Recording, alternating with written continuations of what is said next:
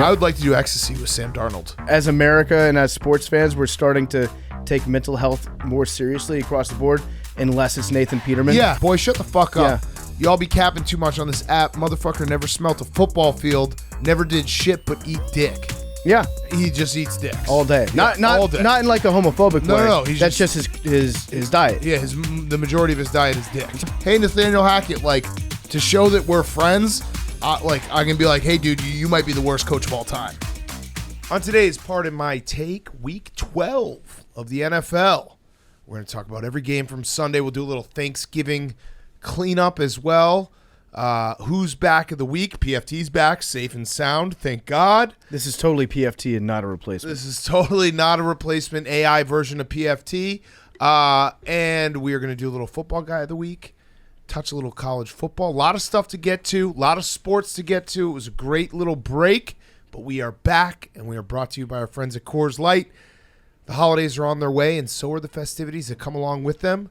But in between the shindigs and socializing, it's important to pause and make time for the little moments, too. Take a second or two to chill this holiday season with Coors Light, the beer that's made to chill. And right now, you can enter for a chance to win a Coors Light Chill Holiday Kit. Stay tuned for details on how to enter. Take a break from the holiday hustle with Coors Light. The mountains on the bottles and cans even turn blue when your beer is cold. So make time to chill this holiday season and reach for the beer that's made to chill. Go to CoorsLight.com/PMT for your chance to win an exclusive Chill Holiday Kit, complete with sweatsuit, beanie, socks, and gift cards. No purchase necessary. Ends 1/2/23 at 11:59 p.m. Central Time. Must be legal resident of the 50 U.S. states and D.C. 21 years of age or older.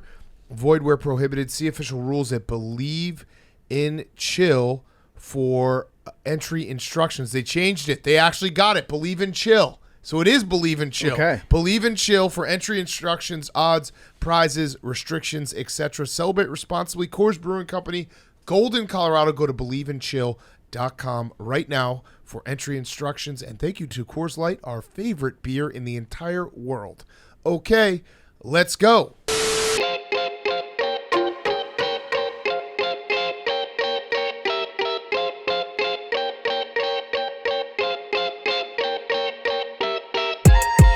Welcome to Part of My Take, presented by Coors Light, the greatest beer ever created. The mountains on the bottles and cans turn blue when it is cold, and it's always cold when you're drinking Coors Light.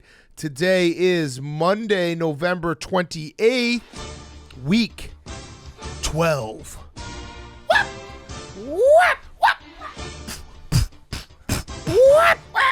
Hank? We start in Nashville, where A, B, C, D, E, F, G, H, I, J, K, L, M, N, O, P, Q, R, S, T. Higgins spelled it out for the Bengals with a monster day. Iron Hayden Hurst had the Titans saying run to the hills as he and Samaje Perine of the Ancient Mariner laid the metal down in Tennessee. Tractorcito. What's that in his tailpipe? It looks like a burrito. As the Bengals defense were able to slow down Derrick Henry all afternoon long. Bengals 20, Titans 16. In Duval, where the game was delayed by 30 minutes due to lightning, which is something that would never happen in the glorious kingdom of Qatar. Praise be to the Emir. Travis Entenmann's went out, making way for Jermichael Pastry, and Trevor Lawrence tried to find him on a croissant route over the middle, saying, do not even try to tackle him. Nailed it, Boom. Stop me if you've heard this before. But the Ravens blew a fourth quarter lead as they couldn't keep up with the Joneses after Marvin and Zay scored a touchdown 2-point conversion to win the game. We are all jagging off. Jaguars 28, the Ravens 27. In soggy Meadowlands, the price is white for the Jets as Zach Wilson passed the buck on blame for the offensive woes last week, leaving Mike to save the Jets' playoff chances from the cliffhanger. Trevor Siemian looked shaky in the Bears' offense as Chicago wasn't able to score often. And as for their former starting quarterback, Jets fans are back thinking he's the worst one. So I must inquire, Wilson, can you still get it done? Oh, Wilson, can you still get it done? Jets 31, Bears 10. We head down to Miami, where so no one told you life was gonna be this way. You won at 9-1, and you're looking forward to draft day. At least you've still got Damian Pierce and Derek Stingley too. He's looking pretty fierce, so Kyle be there for you. When Allen starts to throw, Kyle be there for you. and Lovey's gonna go. Kyle be there for you. Kyle's there for me too. Dolphins 30. My good friends, the Texans 15. In Carolina, where it's become Russ dangerous for Broncos fans' health to watch his team play football. What's that sound?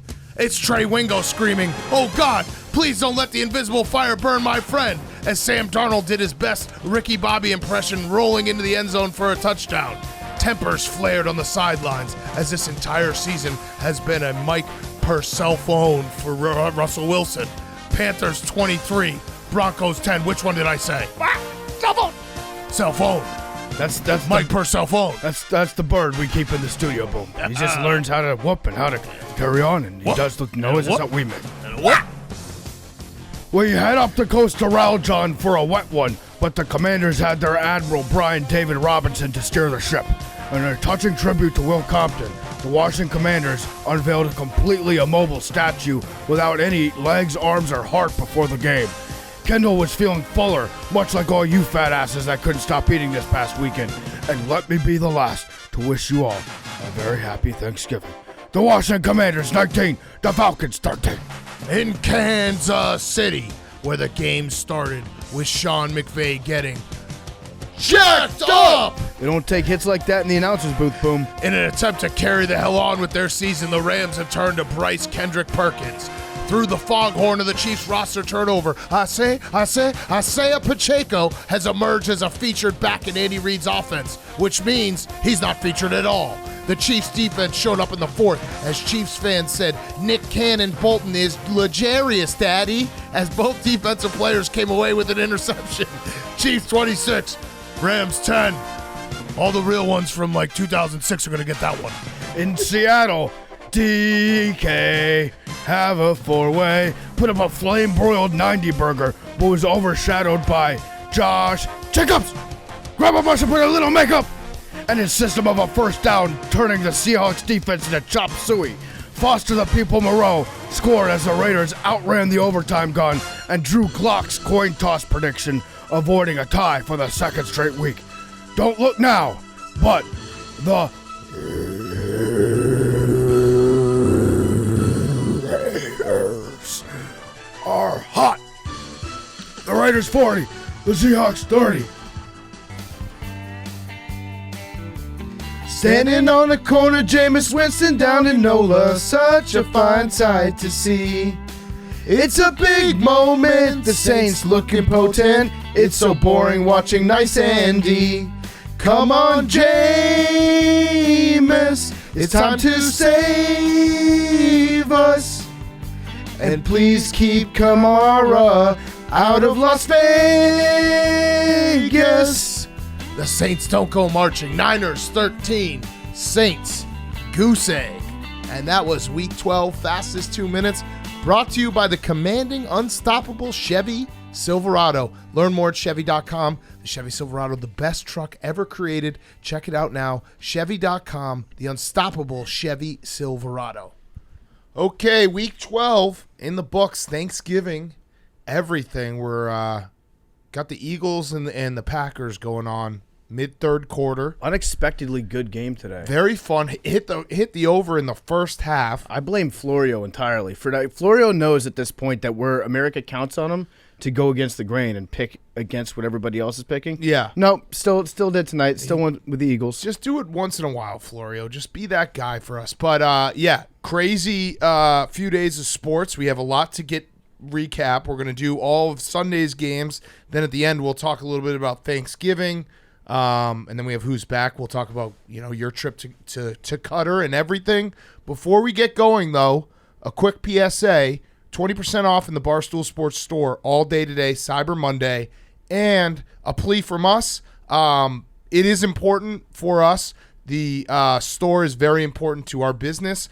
Advertisers come and go. We love all of our advertisers, but they come and go because that's just how advertisers work, budgeting, and they'll be here for one show, they won't be here the next. The store is something that is the backbone of what we do. So if you love us, if you love our podcast, you can help us out by buying something at the store. And we have a lot of awesome new gear. Great these Rowback hoodies are awesome. PFT's wearing the Coors Light zip up. It's the windbreaker, windbreaker. So the cool thing about this windbreaker is not only does it have the Blue Mountains, but it folds up and then it zips up into itself, so you can just carry it around. Yes. So These it's koozies must have for any koozies. Christmas party this year. Just, if you love our show and you've never bought anything, we'd love it if you could buy something. It's 20% off. We would really, really appreciate it. If you don't want to buy anything, we understand car sticks out there, the car stick dog Cyber toy. Monday exclusive. Yep. Car stick 5.0 Wait, Stella ice loves the dog scraper. toy. and windshield wiper. Wait, so it's 5.0? 4.0 is the dog toy. Yeah. This is 4.0 is 5.0. the dog toy, which Stella loves, so thank you, Hank. And then here's what we're going to do. To make it a little fun for all the AWLs, we appreciate you more than you realize, and hope that you appreciate the show and we can make you laugh.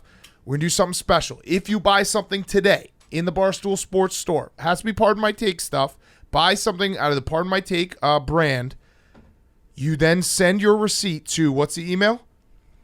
PMTintern at barstoolsports.com. PMTintern at barstoolsports.com. Jake will pick one person that buys something today. One person who buys something today. So we'll check at the end of the day. That one person will get to guess the lottery ball machine every single time until Hank gets it. And if you get the lottery ball number before Hank, you get $5,000. Look at that. That's pretty fun. Incredible. So one person will get to basically try to cuck Hank, and we will get in touch with you, and then you will get to pick a number every single episode, and if you win, you get $5,000. What's that email address, Big Cat? PMTintern at barstoolsports.com. Thanks, Okay, Big Cat. Thank you. Yes. I also have a fun lottery ball update when we get there. Oh, later. okay. I'm very excited. Sounds You fun. want to do it right now? No. Oh, okay. All right. Let's get into some games. So do go check it out. Store.barstoolsports.com. We appreciate everyone who has bought something, who is going to buy something, and it is very important. This is an important weekend for us. Let's do some games. Let's start with probably the best game in terms of two playoff teams as of right now. The Bengals 20, the Titans 16, the Cincinnati Bengals. We talked about it last week. They're sitting basically at the exact same spot they were at last year when they ripped off all those wins and went all the way to the Super Bowl. They go into Nashville. They get in a fist fight with the Titans and come out with a win. And the Bengals are now the only team that are undefeated against the against Mike Vrabel's Tennessee Titans with at least 3 games played. Yeah, Joe Burrow is now 3-0 against the 3-0 against the Tennessee Titans. That's a trend, and the streak is officially over. So the Tennessee Titans lost a game in which Derrick Henry had 1 reception. Was it his only reception, the one that he fumbled? Let me look that up. It might be. Because that would Jake, be can you check great that out? asterisk. No, he had another one. Okay. So, yeah, we were all thinking that they were going to win because he did get that 1 reception.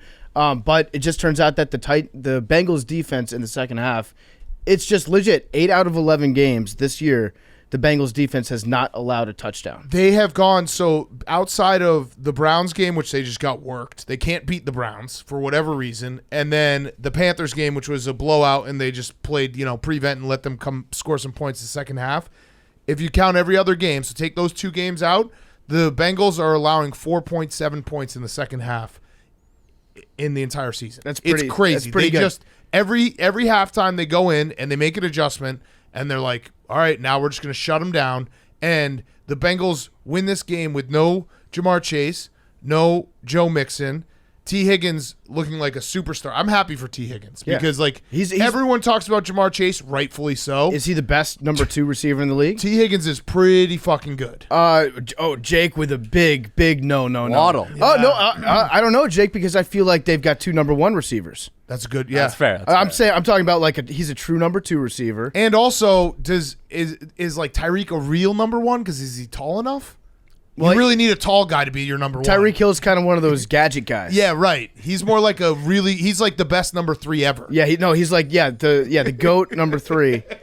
So yeah, Waddle's a better number 1, but T. Higgins is probably the best number 2 overall he was wide receiver. Awesome, and it does feel like he doesn't get any of the pub that Jamar Chase does because Jamar Chase is so incredible. But to have Jamar Chase be out for an extended stretch, and Joe Burrow needed T. Higgins today. and relied on him, and he made an incredible touchdown catch. He had over 100 yards. The Bengals are just I'm mad at myself because I know that I bet the wrong and this is recency bias, but I should have just put a future on the Bengals, not the Ravens, because I think the Bengals are going to do what they did last year, and they'll be more fun to root for. I think. And so I'm probably going to do that. The Ravens will be they'll make you want to tear your hair out. I'm just going to end up at the end of the season with a future on every NFL team. I want to give credit to just the conditioning of the Bengals, because I feel like a lot of times you can say, oh, they're so good in the second half, they make great adjustments and they outcoach the other team, which they probably do. What if they're just like in much better shape than other teams? Yeah. What if they just run more during practice? That's what our coaches used to always say. Like, you want to be a second half team? Okay, well, stick around because we're going to run for a half hour after practice. I wonder if the Bengals do just like more running. That might be a very dumb, basic way of looking at this team, but it'd be very funny to see like what they do differently that makes them so much better in the second half. Whether it is like, okay, they do weird, like they all work out like they're James Harrison. No, you just assume in college and pro that like all the teams have the same conditioning, but then you will watch a team and be like, wait, they're stronger in the fourth quarter. Something is right. Yeah. Like remember maybe that's that Skyline Chili gives you superpowers. Skyline Chili. There was a big story about when Kirby Smart stole Nick Saban's what do you call it? Fuck, my brain is so mushed right now. Conditioning plan? Conditioning, yeah. Okay. His coach, the conditioning coach. Yeah. Strength and conditioning coach. And it was like, this guy is the most important guy in any major college football program because he is with the players more than anyone else. Now, obviously, they don't do strength and conditioning the same way in the NFL, but there are certain teams that I bet you they just do it better, and they have guys that are in better shape and can, run longer and not tire at the end of games. And maybe the Bengals are that team. Over the Bengals are just doing like suicides every day at the end of practice. Yeah, they're doing it like whatever back and forth, whatever the cheap version is. They're doing like that's what I'm saying. All you need for that is a field with 100 yards worth of lines on it. That would actually, I think they can handle that. That would actually be funny if the Bengals, I think the only team like in the world that doesn't have an indoor practice facility, just has like a basketball court that they make them run suicides on. Actually, it's kind of like the training montage in Rocky, where everybody else is hooked up to like ventilators, monitoring their VO2 max, and meanwhile the Bengals are just so cheap that they're like, okay, go out into this river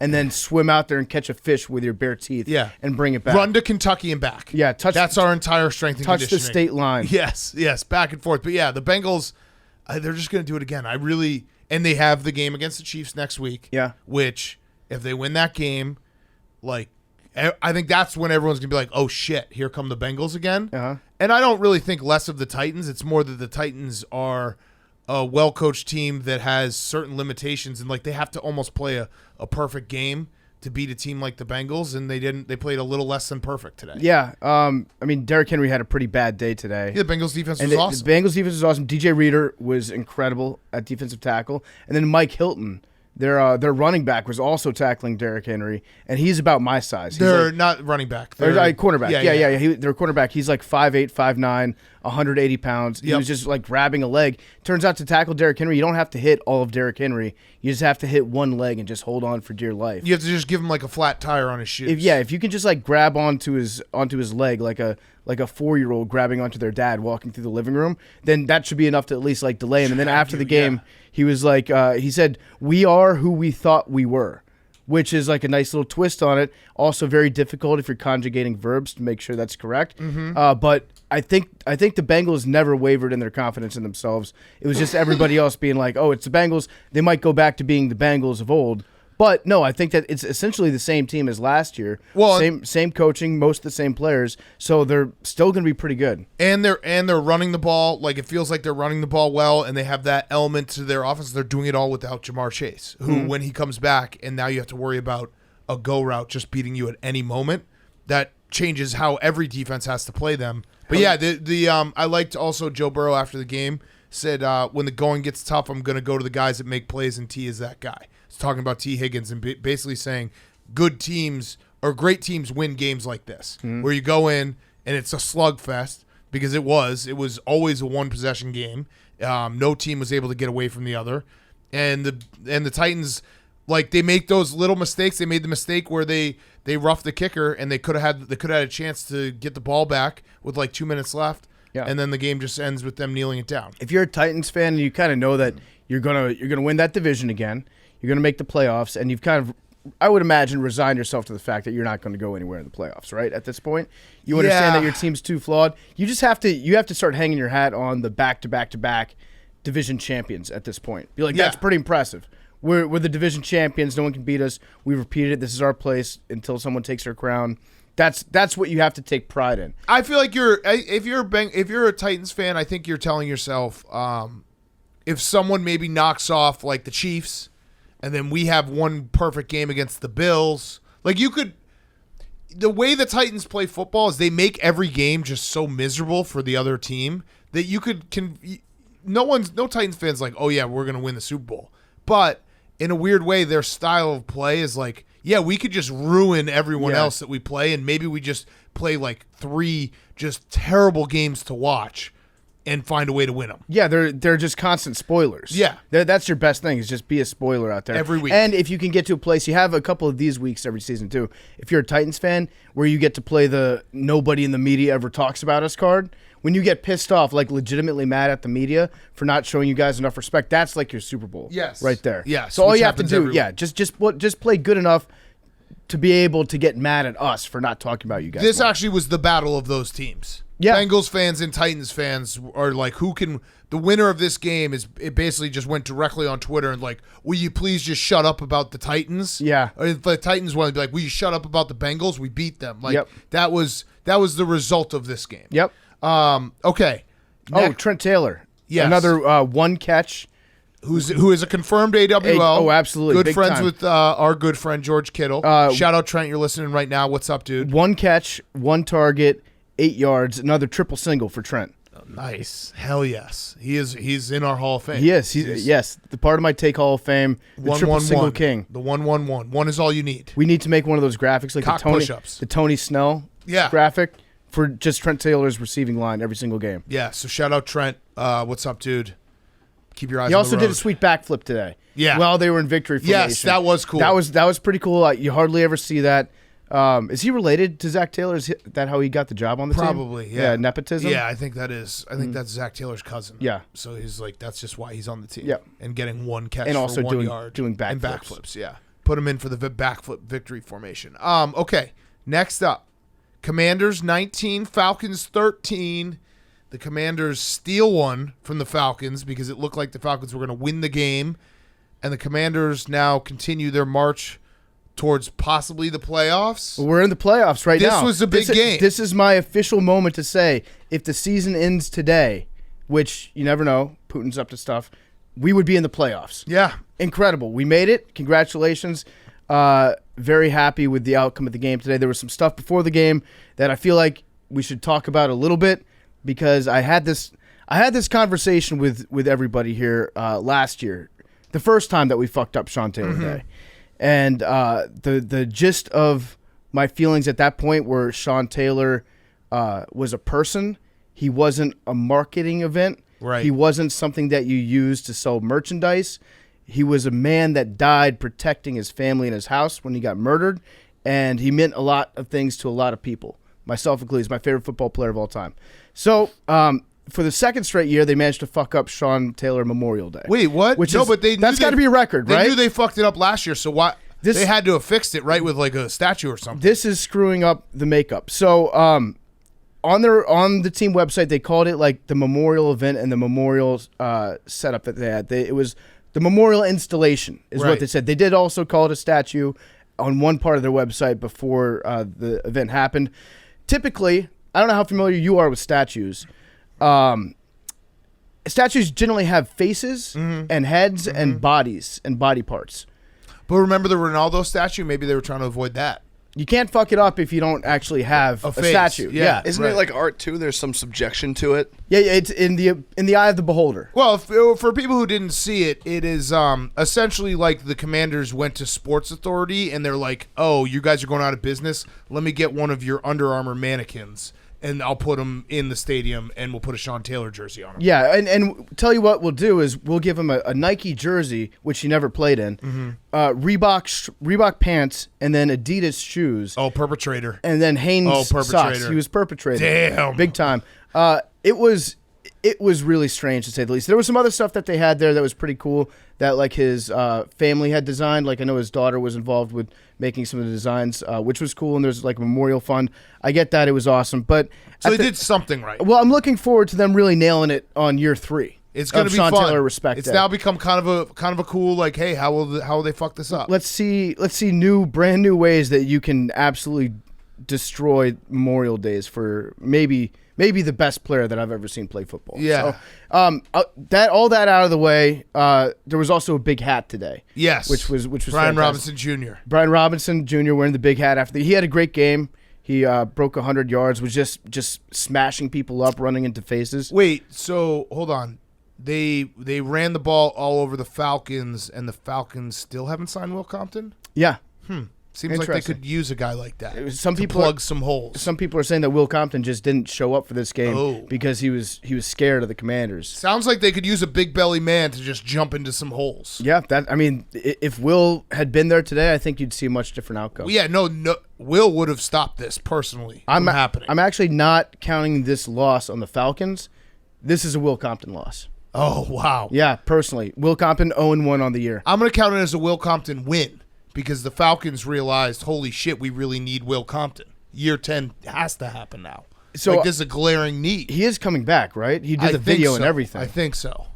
Maybe. Possibly. What are you saying? What are you looking at, Hank? No, I don't. He made the video saying he's back, and then he does not. Year seem to be 10 load. back. I think from the little I've talked to him, I don't want to talk out of school here, but I'll just say this. I think people are trying to stop Will Compton from having year 10. Goodell. He wants to get into year 10. He is ready to go. My guy is in shape, best shape of his life, never looked better. He actually looks like a Nebraska Will Compton. That's the pop he has right now. And the NFL's like, no.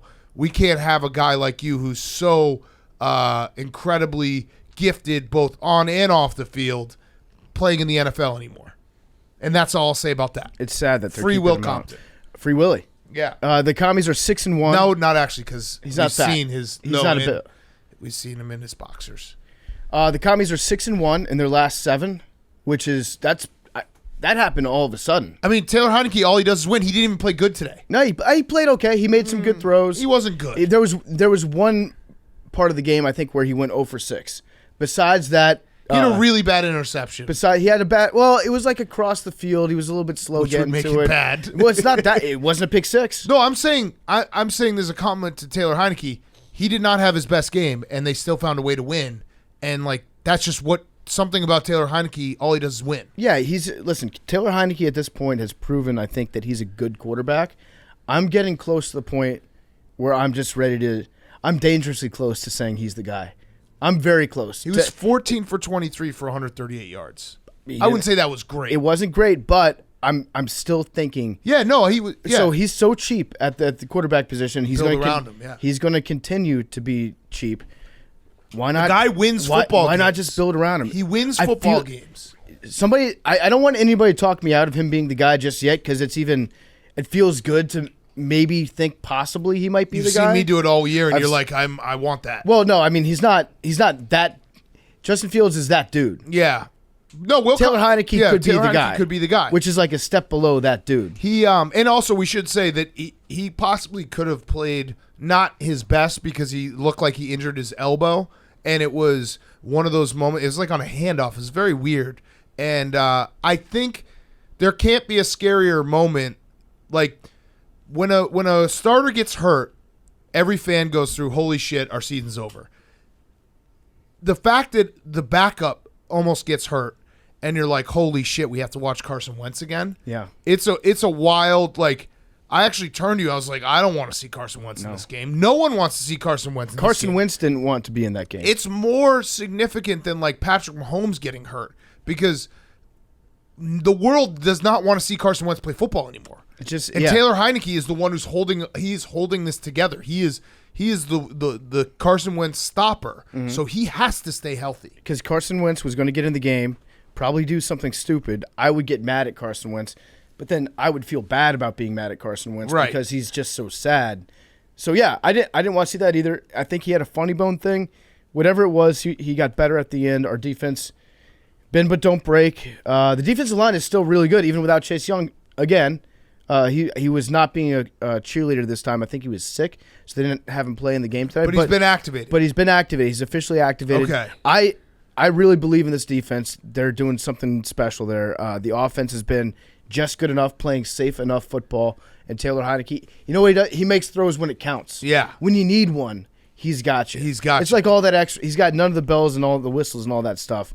But he's like a solid 1997 Honda Civic. Never break down. Get you point A to point B all the time, no problem. That's true. When you need a big third down conversion, it feels like Taylor Heineke will either get it for you or figure out a way to get a flag for you. Yeah. Something's going to happen to get you that first down. Yeah, as long as he doesn't explode or he steer off the road, which he has tendency to do from time to time, but the numbers don't lie. Fact or fiction, the Commies are 6-1 in their last 7. Yeah. Fact. Taylor Heineke's 5-1 as a starter this year. Black and red, great combination to get a new pair of Jordans too. Oh yeah, Yeah, that's true. That's the whole world's open. Is he going to get all black, do you think? Like the black with the red highlights on it? You can go either way. That would look hard. Yeah, the Falcons, I don't know what to – I mean, they're just – it feels like every chance they have to possibly take a step forward to maybe finding a way to win the NFC South, they just go backwards. I think this entire division is destined to finish with the exact same amount of wins because now you have the Bucs at 5-6, the Falcons at 5-7. The Panthers now have 4 wins, so they're 4-8, and the Saints are 4-8. Yeah. So they're all just right there. They're right there. No one's out of it. And at this point, every NFC East team would be in the playoffs, which is it's crazy to say. That's a good and a bad thing. You mentioned the Bucs still being alive. This would put the Cowboys and the Bucs matching up in the first round of the playoffs right now. Ooh. Tom Brady has never lost to the Cowboys. Wow. And it would also put myself facing off against Kirk Cousins. Ooh. Round That one would of be the tough. playoffs, which would be That would not be fun for you. It would not. Okay. Speaking of, let's do Browns Bucks. Before we do that, Game Time. Game Time is a ticketing app that makes it easier than ever to score last-minute deals on tickets to sports, concerts, and shows, and they guarantee the lowest price. If you haven't given Game Time a shot yet, don't know what you're waiting for. You guys are going to love this app. We've been using Game Time all year. We've been going to games. If you want to go to an NFL game, Army-Navy's coming up, all the championship games this weekend. Maybe check out the MAC Championship in Detroit, Ford Field. Going to be great. Download the Game Time app. Go to the account tab to create a login and redeem code PMT for $20 off your first purchase. Terms apply. Download Game Time. Last-minute tickets. Lowest price guaranteed with the Game Time app. Go check it out now. Game Time. Thank you for being the exclusive ticketing partner of Barstool Sports. Download that Game Time app. Use code PMT for $20 off your first purchase. Terms apply. The Bucs. Browns 23, Bucs 17. PFT, I have some unfortunate news for you. Todd Bowles is a really shitty head coach. Yeah, he stinks. He is so bad. And the Bucs have their problems. They're not a good football team. I would say they're like they basically go from slightly below average to slightly above average on any given Sunday. But this game, if you're a Bucs fan, and we know Stephen Shea, who will not do this, so I'll do it for him. This game is 100% on Todd Bowles. He coached like a fucking coward. He doesn't know who his quarterback is. The Bucs should have won this game. They gave it to the Browns. No disrespect to the Browns because I'm happy for Jacoby Brissett. But the Bucs handed this game away, and they did it 3 different times. I'm going to take you through them. The first time, it's the fourth quarter. It was 17-10 Bucs. It's 4th and 2 from the Cleveland 37 PFT. The Cleveland 37, 4th and 2, 17-10, fourth quarter. Go get a first down, get a first down, get a field goal, make it a 10-point game, make it so the Browns cannot come back. What does he do? He takes a delay of game and he punts into the end zone for what? A 22-yard net punt. Like I haven't seen David Shaw who just retired and walked away from Stanford. That's a David Shaw special. 37-yard line. 37-yard line, you punt. Next time, 6:59, same score. The game was basically 17-10 for the entire second half, and the Bucs were like, hey, let's just hopefully we can punt our way to winning this game. 6:59 left, 4th and 3 from the Cleveland 48. You have Tom Brady as your quarterback. They punt. And then the last one, which I still, I don't understand whatsoever. You have, again, Tom Brady as your quarterback. I'm pretty sure that guy's had a bunch of comebacks and can get a team down the field pretty quickly. 32 seconds left, tie game. You have all 3 timeouts, and he runs a screen play and doesn't use the timeout.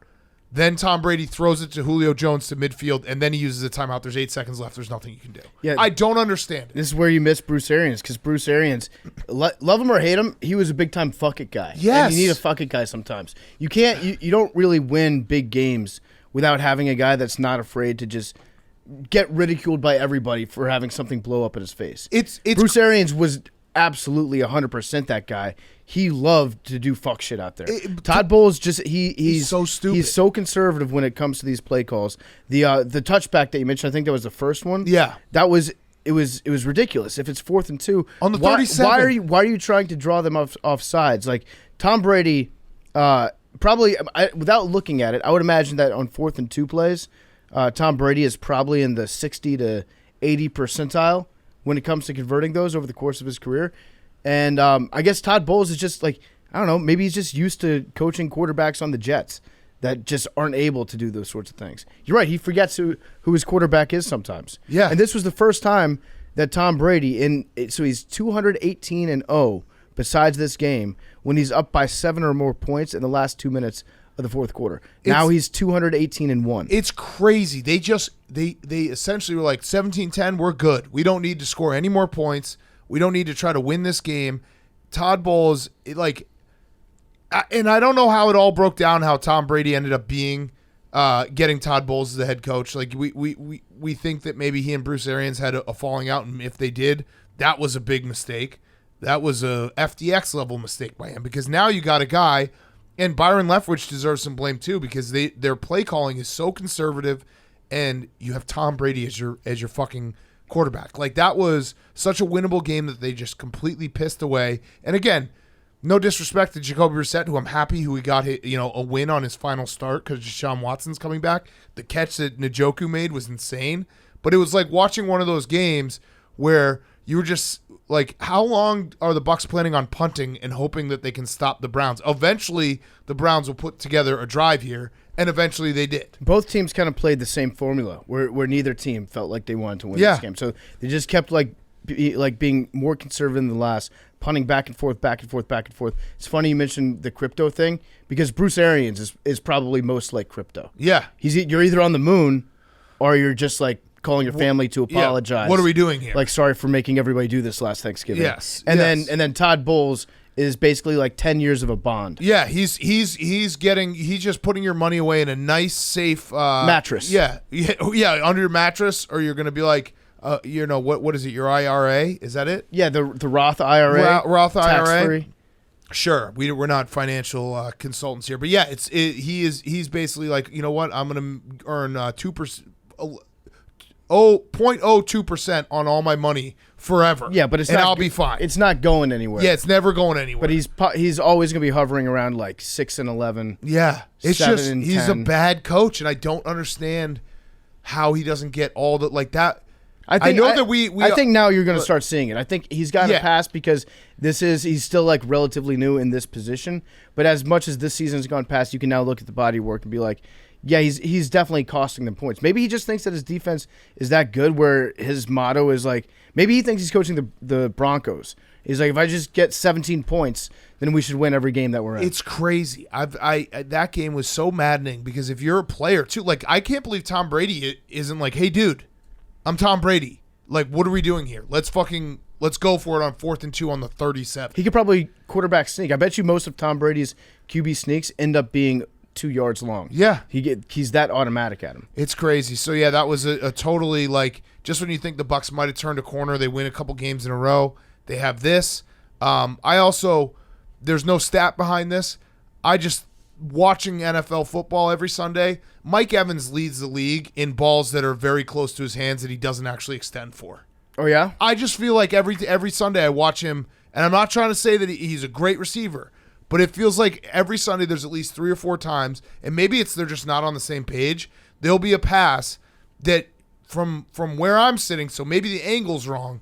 I'm like, he maybe could have caught that if he had like extended or dove for it, and he just doesn't even attempt for it. Well, he does have like super long arms. He had that a couple times today, and like Stephen Shea was just like, well, he didn't see the ball. It's like, really? It's a big part of the job. Yeah, that would be like number one thing of his job is track the ball. Yeah. So the Browns end up at 4-7 without Deshaun Watson. At the start of the season, if you were to say they end up 4-7, I think most people would say, yeah, that's probably exactly what I thought they would be. But they still have to they're going to kill themselves for that Jets game. Yep. Because that's one of those ones where it's like the difference between 4-7 and 5-6 feels like 100 wins. I think that's the biggest gap between a one-game It's crazy delta that there can be. 5-6, you're ready to go. 5-6, Deshaun gets there, and you're going to the playoffs. You're thinking, I'm going to make the playoffs. But well, yeah, 4-7, you're done. I guess that's exactly what you bargained for when you got Jacoby Brissett. Yeah, and I like Jacoby Brissett. I think he definitely earned himself a backup role for a very long time because there was moments where it's like, ooh, Jacoby Brissett, things are looking okay, and he had a hell of a block today out in the open field too. Yeah, he did. He's a big boy. Mm-hmm. I don't like the Browns all brown uniforms. The neon browns. I don't like them. It just looks like a cheap suit. It's funny when you think of the color brown, you don't really think of Color Rush as much. And they tried to do a Color Rush, which I don't know. It's so brown. You must admit that it's a lot. As far as browns go, it's pretty brown. I just like the Browns jerseys, like their classic jerseys. I think they're some of the best jerseys in the NFL. Yep. And so when they do the Color Rush, it's like, ugh, I don't know. Okay. I still think that the Browns they've had so many heartbreaking moments on that field when the elf is at midfield. Yeah. You got to start. I know you just put it in this year, but you got to sometimes read the signs from the gods. And it's like, okay, maybe. I guess today they had it and it ended up working out for them. But I don't know. I still get bad vibes. I get like creepy Halloween stabby doll vibes. Yeah, from every time you see it. Yeah. There was a car on the field this week. There was a car? Yeah. What do you mean? On the Browns field. You guys didn't see this? No. There was a car that broke into the stadium. Oh, my God. And that's so Cleveland. And did donuts on the field? Yeah. That kind of rocks. So Cleveland. Okay, I like that. Yeah. That guy rules. That seems like, that's a cool guy move. That was also, that guy probably was just like really amped up for Ohio State, Michigan. And he just, like the whole week was just a lot. Do we know what kind of car it was? I can look into it more. I would speculate a Thunderbird.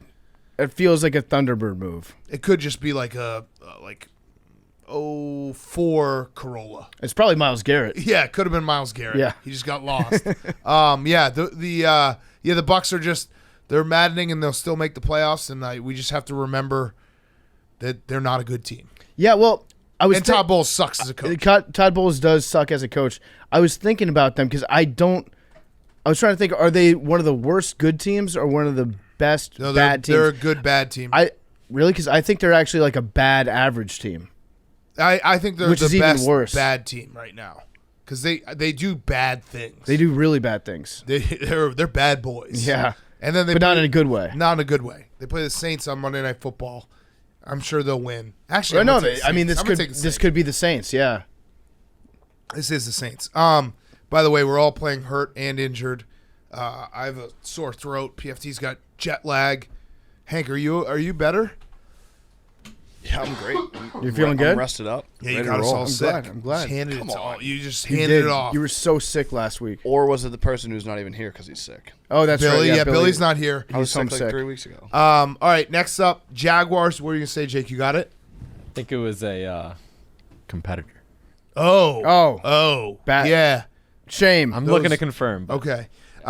Jaguars 28, Ravens 27. Trevor Lawrence.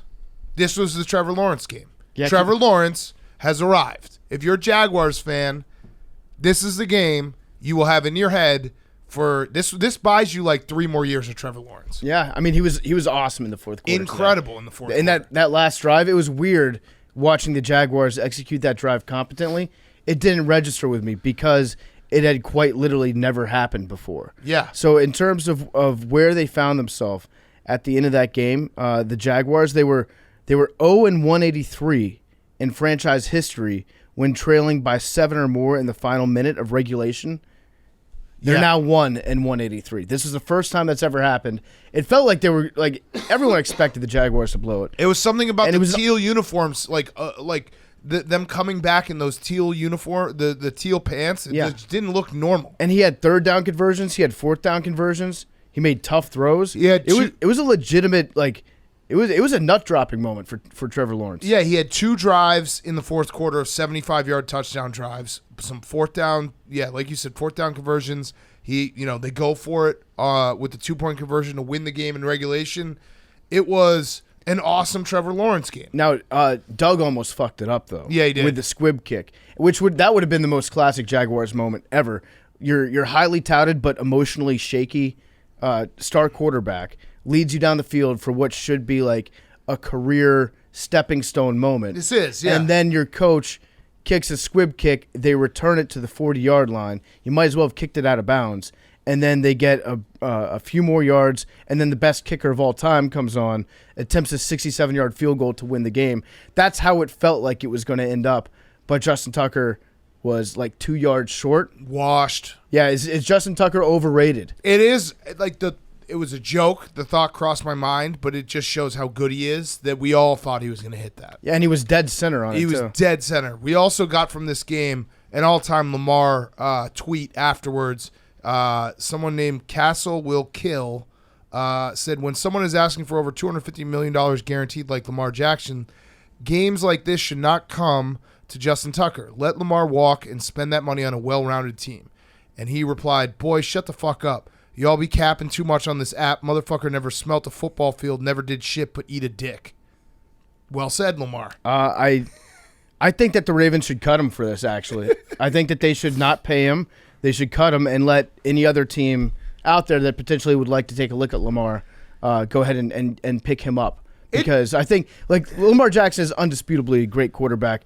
It's funny how many people are starting to turn on him because this was also a butt week for Lamar. Remember that. He had a bad butt issue. He did earlier this week. And also, anytime after Thanksgiving with Lamar, I feel like there's probably a high likelihood of food poisoning. I would say Gus Edwards in that fumble was pretty bad. And your defense, which is supposed to be the strength of your team, giving up 2 75-yard drives to Trevor Lawrence, those were, I'm not trying to like make excuses for Lamar, but I would point to, he didn't play great, but I'd point to those being like, hey, those are pretty significant. Like Gus Edwards fumbled the ball, just basically dropped it right in the red zone. Credit to the defense for holding to a field goal, but that was a significant change in the game. Yeah, listen, Lamar didn't have a great game today, but I would love to see what the Ravens would look like without Lamar Jackson and just see how quickly Ravens fans would be like, we fucked up. I'm sorry. I'm so sorry. Because, like, yeah, Huntley's good. He's a good quarterback. I think he's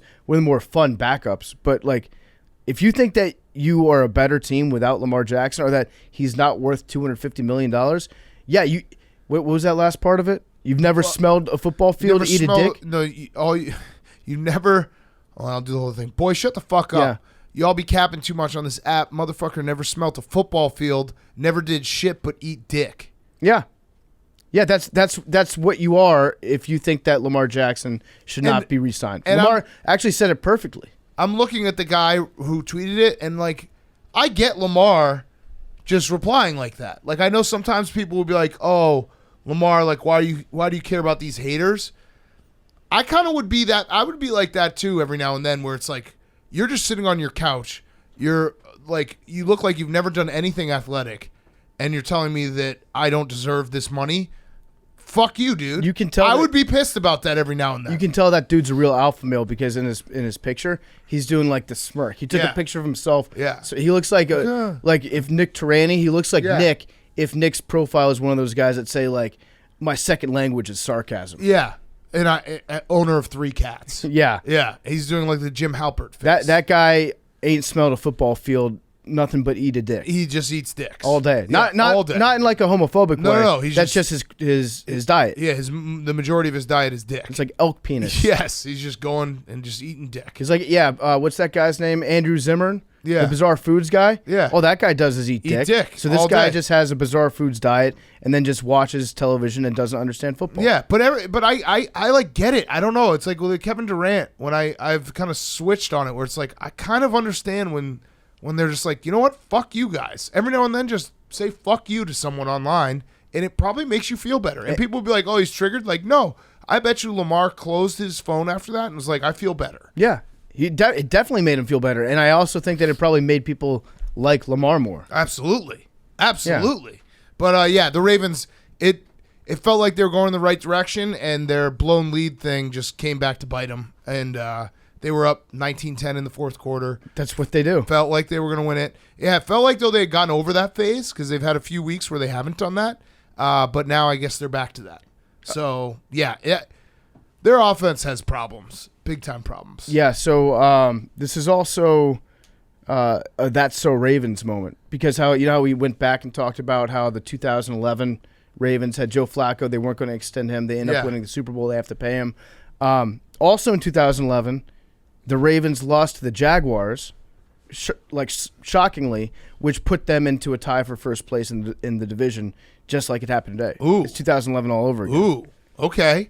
And we also saw Deshaun Jackson. Shout out to Deshaun Jackson. 64-yard catch, and someone, I think Max even was like, that's Deshaun Jackson. We were like, whoa, that is Deshaun Jackson. Yep, he's still fast. Yeah, and he's probably going to get injured soon, but that was cool to see him out there. He caught a really long ball and then went right down because he was like, fuck this, I'm going to get injured.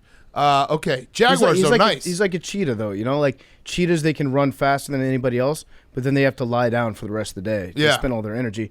I think that's what Deshaun did today. I think he was like, okay, I ran, I'm tired. Yeah. And just sat down. By the way, next week, next Sunday, we have I'm going to dub it the Who's Got Next or Next Up Bowl, the Jaguars versus Lions. Feels like both those teams are in the same spot. So you think that who's next up? Either the Jags or the Lions are going to be one of the elite teams? Next up. Okay. Next up next year.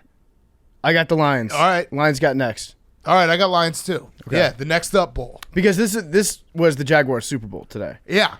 I've learned this year that the Jaguars can be good in moments. Oh yeah. But the Jaguars also tend to look at these big, like these great games that they have for themselves, and they think like, okay, yeah, we got this. There's no real use in us going out there and proving it again. We're not going to make the playoffs. Yeah, I mean, look at the Jaguars season. They've have 7 losses, but then they also beat the Ravens. They pasted the Chargers and they pasted the Colts. Mm-hmm. It's like, oh, okay.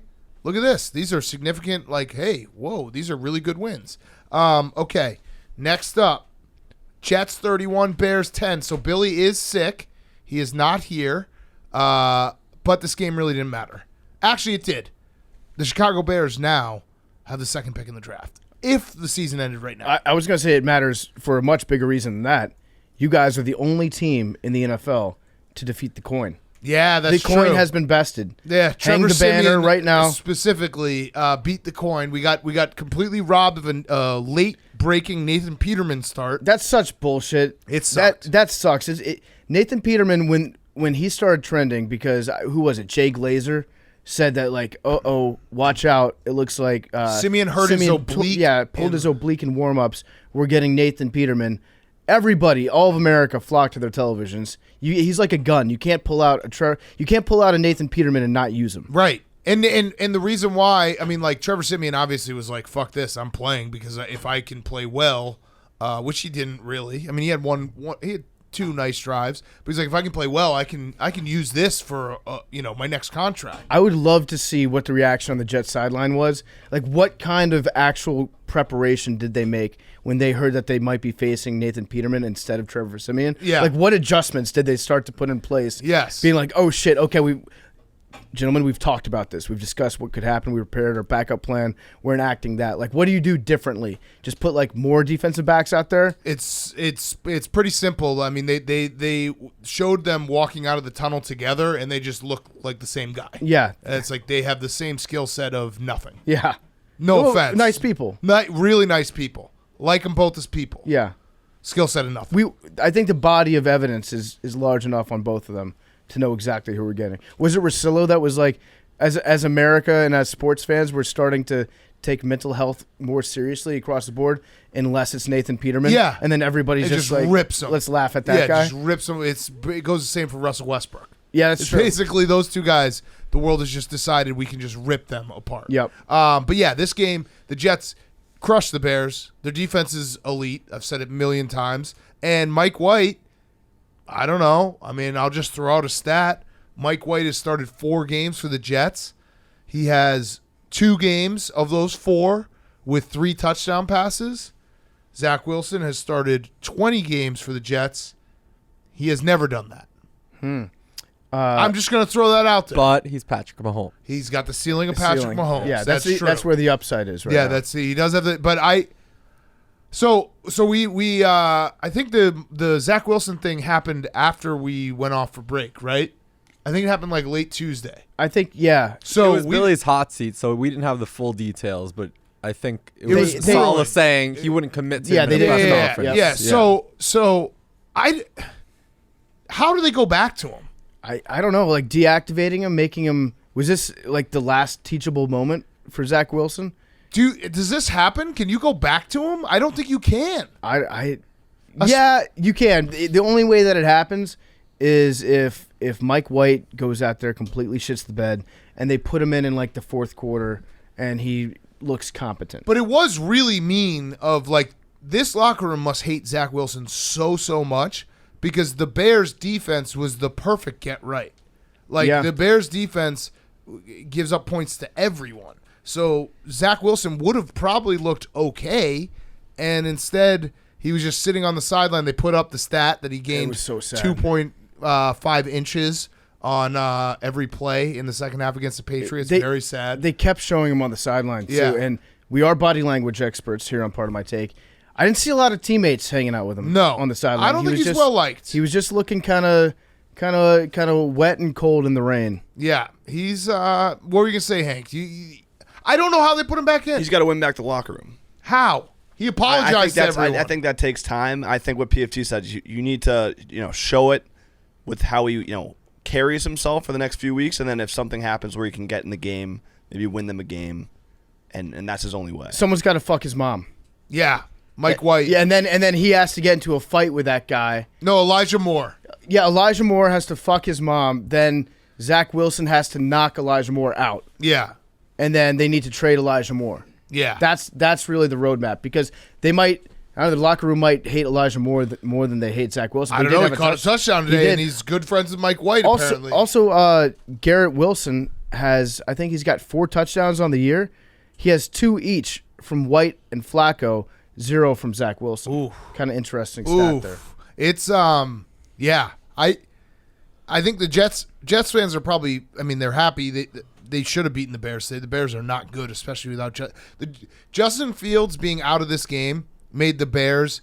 It actually, I was texting with my friends, like, because I've said it before, I want them to win a couple more games with Justin Fields because I want to just see him win a game. But without him, it's full on tank. Like, there's no reason. There was no part of me that was like, I hope the Bears win this game because it does nothing but hurt them in the future. And rooting for the Bears to lose is like a cathartic experience because they're a juggernaut at that. Yeah. Do you know what I mean? Yeah. Like I don't want the Bears to win this game. Just reversing my entire mindset about the Bears. I was like, I want them to lose this game, and they are incredibly competent at that. Yeah, we got this. They know how to do that very, very well. So this, it was like the easiest Sunday of my life. Yeah, it is. It's crazy that it was against the Jets, and you're like, this is gonna be easy for us. Yeah, I've trained my entire life for this. the Jets are a way better team than the Bears right now. The that one play where it was like a fumble on the field goal, and it was just like passed around 5 times. That was just a perfect Jets-Bears play. And I don't know. The Bears are a juggernaut at losing. So good news for all the Zach Wilson fans out there. It looks like the Jets are going to be playing the Vikings next week, and then after that, the Jets are playing at the Bills. It could be a rough couple weeks for Mike White. I don't know. The Vikings defense isn't great. At which case, do you then bring Zach Wilson back for a home game against the Lions, who have a terrible defense? Christian Watson is so fucking fast. Holy shit. Touchdown? Jordan Love, by the way, is in the game. Christian Watson? Yes. I love it. Jordan Love is in the game. Let's go. Aaron Rodgers went to the locker room, probably to Thumb? get a Percocet. With a thumb? With a thumb. But yeah, you were right. I think that maybe I just don't know how you do like if Mike White plays competent football, the Jets become a legitimate playoff threat. Yeah, because to make the play. Yeah. Well, no, not only that, but that's the craziest part about Zach Wilson. Come on. Their defense is that good. I honestly believe their defense is that good. To make the playoffs, yeah. No, but I'm saying like if they got if the Jets had been getting B- quarterback play this year, they would probably have 2 more wins, maybe. Yeah. Like they would be a team that you'd be looking like, holy shit, the Jets are 9-2 or something like that. Like that's how bad Zach Wilson has been. He's been literally the worst quarterback in the NFL. Mm-hmm. So if Mike White is B- quarterbacking, I think you got to just keep rolling with him and be like, this is our best chance to win. Also, the coin is dead, by the way. Yeah, the coin is dead. Were you listening to earlier in the segment? That's okay. It's all right, Hank. You're sick. Coin is dead. You got us sick. Yeah. You're sick in the head. Yeah, that was basically it for the Jets Bears game. I mean, that was, I don't know. It just doesn't feel like anything without Justin Fields. The Bears literally went from, I think it was the Panthers loss or the Panthers win, and someone else won that got the Bears up to the number 2 pick. Yeah, it was who was it? Panthers. You're gonna drive us insane. Was it Seattle? Oh yeah, the That Raiders. lost. The Raiders winning. The Raiders winning definitely, and I think the Jaguars. There's a couple 3-win teams that won today that the Bears were able to jump. So I feel good. That's good. The that's second great. pick is a real pick. It's great, yeah. That's a fucking big time pick. And you also get to have like entire offseason about trading back. yeah, Like we love to trade back with anybody, I would love to get more picks. get more picks because you don't need a 'cause quarterback. and someone's gonna want a quarterback. Someone always wants a 'Cause quarterback there at are number some 2. very good quarterbacks. Oh boy. Okay. Before we get to the next game, PFT, you got a quick word from one of our sponsors. Yeah, new sponsor alert. Brand new sponsor alert. Yeah, I love it, Hank. Great job.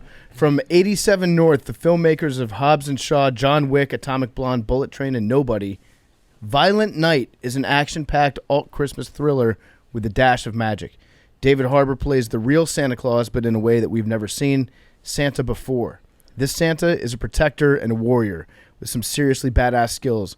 Although Santa may be slightly bitter and just plain tired, he's a good guy with noble intentions, and as he fights to protect a little girl on his nice list, he discovers the true meaning of Christmas. It's an R-rated film with real swagger and edge, but with a true heart. The film is packed with incredible, groundbreaking fight scenes that audiences have come to expect from 87 North. It features a top-flight cast, including John Leguizamo, Beverly D'Angelo, Alex Hassel, Alex Lauder, and Leah Brady as Trudy, the girl that Santa's protecting. Violent Night is an edgy combination of action, violence, humor, and heart, and in a Christmas movie unlike you've ever seen before. Violent Night releases in theaters on December 2nd. Be sure to go check it out. That's Violent Night in theaters December 2nd. Check it out. All right. By the way, we will talk about this Packers-Eagles game when it goes final. That Christian Watson touchdown, that was not Jordan Love. That was Christian Watson being fast. It was an easy pass. Christian Watson did the hard part. So Christian Watson was on that Trey Lance team at North Dakota State University. I believe so, think. yeah. I mean, he's so fast. He's huge, fast. He should not have slipped in the draft as he did. I do not like him. He is very, very fast. Okay, so next up, Panthers 23. This is funny, real quick. I just name searched Christian Watson on Twitter, trying to bring up the video of it, and the first 2 tweets that I see are from Eagles fans being like, "Why the hell wasn't he on Howie's radar during the draft?" Oh, that's just perfect. just mad at Howie. That is perfect. Good sports town, Max. Great sports town. Always. All right, Panthers 23, Broncos 10. I guess we should start with the Panthers. Sam Darnold with the funniest touchdown run of all time, where he stopped, dropped, and rolled into the end zone. No one touched him. If you haven't seen this, go watch it because it is very, very funny. Yeah. He just fumbled. No one was near him. Got the ball and rolled like a toddler into the end zone, which I was looking up because we didn't put this game on TV. And when I saw that Sam Darnold had a touchdown run, I was like, oh, he probably got a sneak or something. And then I saw that like 5 minutes later. I was like, wait, that's how he scored? It's a great strategy. It really was. It's like better than the fake slide that Kenny Pickett did. My favorite moment of quarterbacks today was Russell Wilson just got cussed the fuck out. Oh, big time. Like really cussed out by one of his teammates. Mike Purcell. Mike Purcell just like sprinted over to him, got into his face, and you could see Wilson like he realized that, okay, at this point, you just got to take it. Everyone hates me. You I just- think it was the first moment where he's like, I shouldn't say Broncos country, let's ride. You know what? I'm actually on Russ Wilson's side in this. I think Mike Purcell, that's his name. Yeah. He's not unlimited. He's telling on himself for being limited. Yeah. And so it's everybody else's fault but Russ Wilson. Russ, have faith. Stay the course. Everything will work out. My favorite part of that video was the fact that Nathaniel Hackett was right there and just pretending it didn't exist. Yeah. What are you going to do? He was the "this is fine" dog sitting in the fire. What are you He's gonna like, all right, so a defensive player is just screaming at our franchise quarterback that we paid hundreds of millions of dollars to, essentially just showing everyone on the team that they don't respect him. I'm fine. Let's go for this one. All right, what's the next play? Okay, we're gonna punt. Okay, cool. What do you do if you're Nathaniel Hackett at this point? Because he seems like a guy that he could resign. He could step down. I was thinking about this, and by the way, Like, that how do you moment, save face? I wouldn't have put it past Nathaniel Hackett to do, like, when you're in an awkward moment and or like you see someone you don't want to like run into and you pretend the phone call. He should have just taken his phone out of his pocket. I don't think they're allowed to have phones in their pockets, but he should have just been like, "Oh, I'm on the phone," because it was the conversation. Russell Wilson getting cussed out was right next to him. Yeah, I would have just thrown a challenge flag. Just so the ref could come over to me, I could act like I was busy, have something to do, and at very least, like, have a conversation with them and be like, I'd like to challenge that last play, and they'd be like, oh, like, what are you challenging? And be like, oh, I forgot. I was thinking about this, and I want to phrase this correctly, because I like Nathaniel Hackett as a person. Yes. But do you think there's ever been an interview we've done that we got less out of and we gave up so much in terms of making fun of a coach for being so bad at his job? Well, we didn't know. Right. I know. I'm saying, like, if present day us could go back to Denver, Colorado during Grit Week, when they're like, "Hey, do you guys want Nathaniel Hackett?" We would have been like, "No, we want to roast this guy. Yeah. We do not want to meet him because we're gonna like him because, again, he's a nice guy, but holy shit, he's a bad football coach." It's actually a very bad job on our part. We should not interview brand new coaches anymore. No, we should let them suck first. We should wait and then see what it is we're going to want to make fun of them about, and then at that point we'll say okay, because he was so charming that he really did, actually, not just to us but to the listeners, a part of my take. Yes, really a disservice. The content that we would be bringing out of this guy if we didn't like him I feel like it would be great. Now, at the same time, during the interview, and again, great guy, he did tell us straight up that when we were asking him about, like, decision making and offenses that he wanted to run and how he looked at, like, game planning, he did say that the owners of the Broncos didn't really get much into football with him. Yeah. They wanted to know more about just, like, him as a person. And he's a great person. And whether or not maybe Aaron Rodgers could come join the team. Right. So that's kind of what happened with that one, we think, because ideally, if you're interviewing a football coach, you probably want to ask him about football. Yeah. No, absolutely. I would say that's probably the first thing you want to ask him. I'm going to say right now, well, I'm ready to just, like, we should just roast him because we might not have him for very long. Like, this is going to end in him getting fired.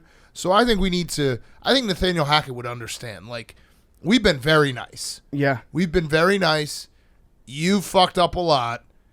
We got to, like, this is like, you know, you're not friends unless you can really bust balls. Uh-huh. Hey, Nathaniel Hackett, like, to show that we're friends, like, I can be like, hey, dude, you might be the worst coach of all time.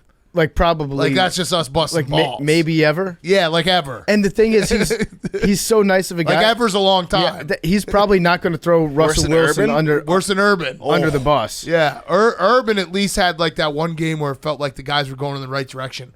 Even the Broncos' wins don't feel like that. Yeah, and at least Urban was out there doing cool stuff. Like, and Urban's been an incredible college coach, one of the best college coaches of all time. Nathaniel Hackett has ever. He might be ever. And like I said, he's too nice of a guy to throw Russell Wilson completely under the bus, because he's just going to be just straight up, like, he could, if he was a little bit more cutthroat, he could, like, bench Russell Wilson. But he's not going to do that. Also, he's probably not empowered to do that. No, he probably can't do that. Russell Wilson can bench him. Yeah. And McDaniels, by the way, started 6-0.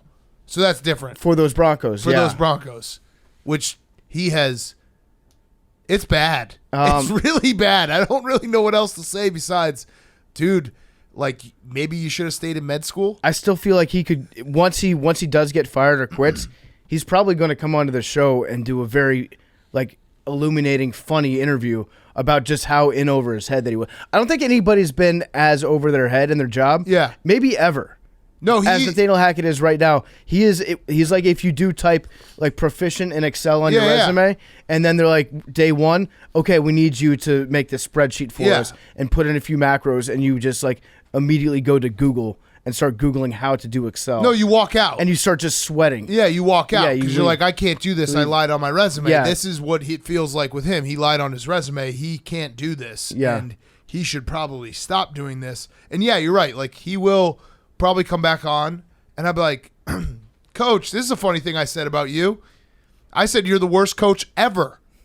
And he'd be like, that's funny, guys. And I'd be like, that was fun. Well, I mean, like, Here's a rollback question. Are Are you the worst coach ever? There's a lot of stats that you could point to that would say yes. Yes. Yeah. I'm not saying it. I'm saying that there's a plethora. No, I am saying he's the worst coach ever. Okay, I'm going to clarify. Okay. We'll do good cop, bad cop. I'll be good cop.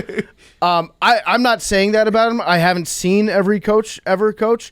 But as the numbers go, the numbers make a compelling argument that he's the worst coach of all time, maybe in any sport. You're doing like the Carl Everett doesn't believe in dinosaurs. No, I didn't see a lot of bad coaches, so they don't exist. No, but it's not me. I'm saying the numbers are telling me. Yeah. The numbers, certain statistics that you look at say that he's the worst coach of all time. And maybe it's also across other sports. Like maybe even if you include basketball. Yeah. It's so bad that Sam Darnold looks like he's got a second shot. Like, that's how bad it is. They can't score. They can't do anything. Is that another field goal? That was another field goal. That's 3. Incredible. 61-yarder, 40-30 Eagles with 2:16 left. They can't do anything. They have their Mike Purcell, their nose tackle, screaming at Russell Wilson. Nathaniel Hackett standing there, not able to do anything. Brian Burns was mocking Russell Wilson with his sack dance. Did you see that? He's not unlimited either? It was great. He did when Russell Wilson's standing at the 50-yard line before a game and pretending that God is literally touching him. He did that as his sack dance. Like, Russell Wilson has become such a joke. The audibles that he's calling that are from Seattle, he's getting mocked, he's getting yelled at, and Nathaniel Hackett just got to sit there and be like, this sucks. Yeah. Like, I actually feel bad for the guy because Russell Wilson has not been you could make the argument this might be one of the worst trades of all time with the way Russell Wilson's playing. Yeah, he's definitely like, I think in every statistical category he's he's either 20th or below of all the main ones. It's crazy. So I watched Russell Wilson play his entire career, watched a lot of him last year.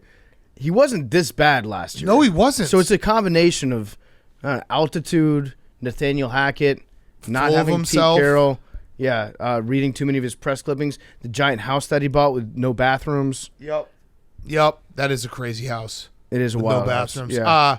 Russell Wilson, by the way, talking about how do you think he explained the situation with Mike Purcell after? Okay, putting myself in Russell Wilson's shoes. What are the first 3 words he said? Everyone can guess. Russell Wilson gets screamed at by his teammate on the sideline, goes That's viral. my guy. That's just football. No, you guys are close, but not there. Jake, you got anything? We're sick of losing. No, it's perfect, Russell Wilson. He said, We'll get him next time. nope, I loved it. Okay. All right. He said, I loved it. That's just fire. Yeah, he came off real pissed off, said, let's effing go. Me and him are on the same page. Okay. I think they actually are on the same page. I'll defend Russell Wilson. I think Russell Wilson fully understands that his teammates hate his guts, and his teammates do hate his guts. Everyone's on the same page. Clap it up, guys. Yeah. Let's clap it up. Yeah, Broncos country, let's ride. Run or pass. Everybody, come on, sideline. Everybody scream. Run or pass. Run or pass. Everyone on that Broncos sideline needs to look themselves in the mirror for not being unlimited enough and not yelling run or pass loud enough on defense to support your team. Because maybe if the defense was a little bit better, then you guys might win a couple. Oh wait, the Broncos defense is like the best in the NFL. Yeah, although they did trade Bradley Chubb, but I honestly think Russell Wilson needs to just sit out for the rest of the year. I was saying it, a hard reset. It's the only way. Nathaniel Hackett's going to get fired. Like, you get someone else. I don't know. It's just because you're stuck with him. You can't do anything. You can't trade him. You know how we talked the other week about which quarterbacks would be the worst to do drugs with, and Russell Wilson is unanimous number one. Number one. I actually do think that Russell Wilson is the quarterback that needs to do drugs the most. Yeah. You know what I'm saying? Agreed. Like he would suck to do drugs with, but there's no quarterback in the NFL that's more in need of like a nice piping hot glass Yes. of ayahuasca Yes. than Russell Wilson Yes. is. Ego death. Just like, yes. go off into the jungle for the next 2 months. Leave Ciara behind. She'll be fine. And just stay in a shaman's tent. Yeah, eat some mushrooms and put on a blindfold. Yeah. And let your senses take over. Yep. I would like to do ecstasy with Sam Darnold. Would you? Yeah, it'd be fun, I think. I think he's like a party guy. He like was that. Sam Darnold. Yeah, that wouldn't be bad, I don't think. I'd like Go to like a EDM concert. to slam some brewskis with Davis Mills. Yeah. I bet you Davis Mills is sick at beer pong. Oh, yeah. Big time. He's got that neck. Yeah. He just leans it right over. Coke with Jameis. Boy, oh, man. No, and, I don't know. He would have. You would either create the greatest company of all time, or you just walk away being like, "What was that guy talking about?" Yeah, the next thing I know, I'm applying for a permit for like a crawfish boil restaurant in Memphis, and Jameis is like, I know just the guy that can run. Crawfish Jim. Yeah, yeah. It's a cross. Yeah. You boil it. Well, and you go drag to- giant sacks Yeah, of crawfish fish. over your shoulder across the restaurant, throw them in the pot. Yeah. Man, but it would be a legendary hang. My last thing about Sam Darnold, I think he deserves a little bit of credit. Who knows where his career's going, but Sam Darnold has gotten a win for these 4 coaches: Todd Bowles, Adam Gase, Matt Rule, Steve Wilkes. That's impressive. Let's go. Yeah, That's a fact that you could walk around and be like, you see these guys? Like, he's playing NFL on expert mode. Steve Wilkes might be the best coach of them. Matt Rule, Todd Bowles, Adam Gase, Steve Wilkes. I still think Todd Bowles over Steve Wilkes. I don't know. Steve Wilkes got the boys playing frisky. Steve Wilkes is a much better interim coach Yeah. than any of those guys. But it's that in itself, the fact that Sam Darnold has gotten Yeah. a quarterback win for those 4 head coaches deserves like a tip of the cap. Like, wow, dude, Yeah, that's impressive. That is pretty impressive. I just thought the name of Jameis Winston Gym would be CrossFit, but with Yeah, a W. I like I mean, I actually kind of want to start this gym now. Yes, I do too. And you can just like maybe part of the workout is you like steal some crawfish and then you get chased. Yeah, That would be great. That's the running portion. this That's is the cardio almost this is version. almost like a horizontal monopoly that we have going right here. Yeah. it's like farm to table, except it's like supermarket theft to stomach. It's perfect. This Yep. is genius. No one steal it. Okay. Next up, Dolphins 30, Texans 15. Jake, I almost like never would have forgiven the Dolphins for what they tried to do in this game by giving up the cover. That was the easiest win ever that they then just were like, second half, we don't even have to play. They're on pace to win by like 50. It was crazy. They came out there. Actually, Brandon Cooks has a quote that was shocking. I don't think I've ever seen this from an NFL player. He was asked, when did the Texans know they were overmatched? He said, from the moment we came out. I'm talking from an offensive standpoint, the moment we stepped out on the field. That's the truth. That's facts. He's just straight up trying to get. He's trying That's to get as blunt cut as it gets at this point. Yeah, but that's as blunt as it gets, and it's true. They came out there and they were overmatched from the moment the game started. Yeah, 10 points in the first quarter for the Dolphins, 20 in the second. It was 30-0 at halftime. They took 2 out, which I don't blame them. Well, it's because it was the big news out of this whole game was Teron Armstead, their left tackle, got hurt, and it might be bad. And then Tua got sacked 4 times in 9 plays. Yeah. And they're like, well, this is probably a stupid thing. And, yeah, I don't blame them either, but they almost fucked everyone over. Yeah, I mean, the Dolphins lost the second half 15-0. This game is like the perfect example of the final score does not indicate how the game went. No, I Correct. mean, like, Touchdown 30 to game. 15. they could have scored Yeah. as many points as they wanted in this game. It was like a week 2 college football game where you have like Alabama playing McNeese State. Yeah, it was bad. It was ugly. It was all the above. Congratulations, Jake. You beat up on a team that's not really an NFL team. No, at this they're point. borderline NFL team. Yeah, but to the Dolphins' credit, like that's exactly what you wanted to see the offense look like. Yeah, this was a preseason game for them. The Dolphins, though. So the Dolphins, Hank, what are you rooting for here? Packers What do you have? money line. They're down 10. Yeah, I know. So, but with if a minute 22. if they Three don't timeouts. convert this, then they have to kick a field goal here because they're down 10, They have three which is timeouts. what I really need. That'd be the fourth field goal. Oh shit! All right, so No. Drop didn't it. get All right, it. field Wow, goal. Let's Jordan go. Love. He's balling. Terrible awareness. He could have run for that. That's a fact. Is it not? Waste time though. He could have run for it. They have though. three They have timeouts three now. timeouts. He could have run for that. Look at how much space he had. Jordan Love, terrible field awareness. I'm gonna mark that right there. Put that in my file. There was This a- guy- there was a he guy- absolutely there could was have a gotten to the spy right sideline. there, He could have Edwards. gone to the sideline. I don't He's know mobile. about that. I think that was He's mobile. That was He could have pass gone out of interference. bounds. Yeah. quarterback got there quick. Wait. Oh, the meanest graphic of all time for the Dolphins Texans. I don't know if you guys saw it, but they Let's did go. nice PFT the field goal bet. It hits every single time. It's crazy. The 3.5 field goals at night. It's got to be something like 75, 80%. It's always plus That's money this nuts. They did a in the hunt for the AFC. Mm-hmm. It was every team except the Texans. year. Oh, that is. Literally every team. Are they? So they're mathematically I eliminated. think so, but it was just so funny to see in the hunt the most crowded graphic possible. Every team except the Texans. Yeah, if you're in the hunt. So would you? I feel bad for Lovie Smith a little bit that he has to keep going through the motions this season. Yeah. but I think he likes coaching football, so it's Likes being around the guys. yeah, it's like better. His wife's probably like, it's good that he's got interests that he's still into these days. If it were me, you'd probably have to pay me, I'd say $50,000 to coach the Houston Texans for the rest of the year, or is that too little? And by that I mean like only on game day. I'm not talking about like during the week. I'm saying if you wanted me to fly down to Houston, Texas, every Sunday, spend my entire Sunday doing nothing but coaching the Houston Texans, I think my cost would be $50,000 for the rest of the year. $50,000 a week? No, but I'm only working Sundays. Oh.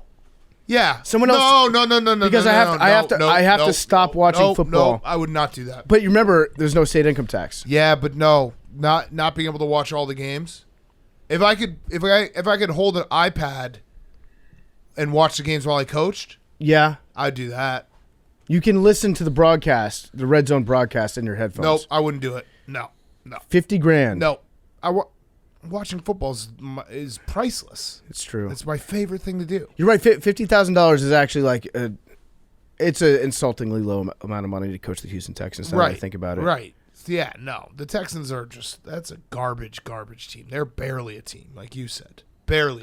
I feel bad for Lovey knowing that he's not going to be back next. And, he's not done anything to make you want to keep him around. For I another might year. keep him around. Like, just put him back at defensive coordinator? No, they might just keep him around. I don't know. I feel like the Texans have been dead set on hiring Josh McCown for the last. Yeah, that's true. Like they 4 have seasons? been circling that. Yeah. By the way, for the Dolphins are very good. Dolphins are 8-3. Dolphins are first in the AFC East. Are the Dolphins? Yes, they would have. No, they would be the 2 seed right now. The Chiefs are 9-2. The Dolphins, though, we get a little like, are they for real coming up? Because they got to go at 49ers, at Chargers, at Bills, Packers, Jets, Packers, Patriots, Jets. These next 3, though, at 49ers, at Chargers, at Bills, like, if they win 2 out of 3, I don't think, why wouldn't we be saying Dolphins are a true bona fide Super Bowl contender? Why wouldn't we? I think we would be. Yeah. I think Like, they are right now. I do too, but I'm saying like that's the conversation. Like I don't think if you polled everyone, if you polled everyone like who's going to win the Super Bowl, the Dolphins are probably like the 4th or 5th team that comes out of people's mouths. I think if they win 2 out of these 3, they become like the 2nd or 3rd team that comes out of their mouth. Yeah, I'd say that's probably about right. I think if they finish the season as the 2 seed, Yeah. then everybody's. If they win the AFC East. Yeah, if they win the AFC East, it's going to be really interesting because between Buffalo and Miami coming down the stretch, I think home field is like super, super important for those 2 teams, maybe more than any other team. And Kansas City in the AFC. because Kansas City still has the best home field advantage. But Kansas City, low key on offense, they've been way better on the road than they That's have. true. At home, I think like 10 points better Yeah. on offense on the road. So yeah, Arrowhead it's different in the playoffs. It's super loud, but I would say that it's more important to Miami and Buffalo than it is to Kansas City. Yeah. Okay. Before we get to the afternoon games, PFT, you got a couple. Actually, let's do Chiefs Rams. Then we'll do a couple ads, and we'll also do Packers Eagles because it's about to. Is it over? It's over. So Eagles 40, Packers 33. That was a wild game. Aaron Rodgers, I feel like he's done for the season, right? Well, the report that came out from Ian Rappaport before today started was basically saying, like, you jackasses have no idea how tough Aaron Rodgers is. Yeah. He's been playing through an injury that would have killed most other quarterbacks. His thumb has a weird type of avulsion fracture that doctors have never seen before. Most people would have it amputated, not Aaron Rodgers. He's been playing, and he hasn't been complaining about it at all. Usually when that type of report comes out, it means that a quarterback is about to get shut down for an extended period of time. Agreed. Yes. And so I think this is probably it for him. He's probably like, this was a nice exit ramp for him. They're 4-8. They're not going to the playoffs. They're not eliminated, but they're not going to the playoffs. And now you basically can see what you got with Jordan Love. And right? From what we saw from Jordan Love, you looked pretty good tonight. Nah. No field to win. I mean, some of his teammates have even said the last couple of weeks, like, that's a starter. I'll tell you point blank, that's a starter. That's what they said? Yep. Oh, wow. So now Big Cat's caught between a rock and a hard place. Like, should you root for Jordan Love to suck? Or should you root for Jordan Love to be so good that they move on from Aaron Rodgers this offseason? I want him. Because the way this season has gone, no, I want him to be. You might want to start rooting for Aaron Rodgers to be okay. I want him to win games, not next week against the Bears, but win games, but in that middle ground of like, This would actually be perfect. Because then I want them to commit to him and then be like, oh, whoops. This would be perfect, though, if Aaron Rodgers is out for maybe the rest of the season. Right now, the Packers look like shit. Justin Fields, what if he comes back next week? And Justin Fields could beat Aaron Rodgers and the Packers, but they're taking that away from you by benching him. That's fine. I'd still be fine with just beating the Packers. Okay. If Justin Fields can beat the Packers. But, yeah, I wasn't impressed by Jordan Love. Christian Watson did everything for him. Okay. Yeah. I wasn't. Were you impressed, Hank? He didn't get you the win. Yeah, he had some nice zip on the ball. If he was in there earlier, I think they win this game. He did. Oh, really? He looked pretty good. So they win that game with Jordan Love. I think so. Okay. Max, how are you feeling about the Eagles' brand new all black uniforms? The uniforms looked great. I mean, Put the camera on yourself, Max. Can you pass me another cough drop? I'm going to put it in my drink. Yeah. We're doing lean in the studio. Uniforms looked great. Special teams looks bad. Defense looks bad. Special teams officially has me because Worried. Max said that to me a few weeks ago. He's like, our special teams is not very good. He's like, but we have good everything else. And I was like, yeah, but every team that has bad special teams, they lose in a drastic way in the playoffs. It's like the Packers last year. Remember the 49ers against the Giants in the game when was it Kyle Williams fumbled like 3 times, punts? Yep. Like, special teams will always rear its ugly head. Was that against the Giants or against the I want to say it was Saints? I want to maybe it was against. I don't the know. Saints. Huh? There's some crazy games against the Saints too. But yeah, I know what you're saying. Like in the playoffs, those things they tend to matter. It feels like special teams always like you can just say, yeah, it was against the Giants. You can say that special teams, oh, it's fine, and then there'll be a key moment in a playoff game, and it will turn everything. And you'd be like, well, that kind of sucks. We saw that coming. Cody Parkey, another point to that.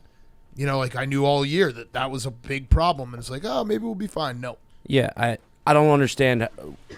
We're the worst kickoff team in the league. They get to the 40 three times a game. They're off the kickoff, and it makes such a difference. And it's just frustrating to see. But win is win, I guess. Jalen Hurts looked great. Doesn't sound very. I would be worried about the defense. You don't worried about the defense. What about Jordan Davis? Jordan Davis is out. No, he's coming back though. I know he's coming back. Gardner Johnson got hurt today. We had Blankenship out there. I thought it was Rodrigo Blankenship. Quite shocking. He didn't really play that much better than Rodrigo would have played. Not to make any racial statements here, but I did say, is that a white safety? Because when was the last time you saw that? No, it's shocking, yeah. I mean, I guess Chris Conte for the Bears. That worked out well. We've had some other white safeties recently, too. Oh, Harrison Smith. Yeah. He's really good. He's a great safety. Yeah. So you feel not so great. A win's a win. Okay, win's a win. 10-1. That's 10-1. I won't apologize for being 10-1. You realize though that every way that you respond to this means that you don't feel so great. Yeah, it was a very lukewarm. A win's a win is not like an I feel great. I mean, we scored 40 points. Jalen Hurts looked really good. A.J. Brown has to stop fumbling the fucking football for no reason. I don't understand why it keeps happening, but Jalen Hurts looked really good. 170 yards rushing or something. You can just tell yourself, like, you got to be able to win these types of games. A shootout. Yeah, and we did. So it's a good win. Win's a win. Win's a win. Okay. All right. Next up, let's do Rams, Chiefs, Rams. The game that I've never watched a game where I was like, we all know what the outcome is going to be. It's actually very similar to the Saints Broncos last year when they had to start. Who was that guy? Ian Book? No. When Saints Broncos. When the Saints went to the Broncos had to start the guy who had never thrown a pass. Oh, they started the wide receiver. Kendall Hinton? Yeah. Yeah. And I Bryce Perkins is better than that, but there was no way Bryce Perkins was with this Rams team with Cooper Kupp out, Allen Robinson out, Matthew Stafford out, going to Arrowhead and winning that game. Like the Chiefs, it felt like they were just playing with their food. They weren't like converting for touchdowns. They kind of played not their best game, and it was never even close to in doubt. Yeah, I actually think that even if it wasn't Bryce Perkins playing this game, if it was Matt Stafford, I think that the Chiefs probably beat him a little bit more. Yeah, probably. Because in this one, taking more seriously. it's like very natural for a team to be like, oh, Bryce Perkins is coming into town. The Rams are so banged up. Okay, yeah, we're the Chiefs. We like to fuck around anyways.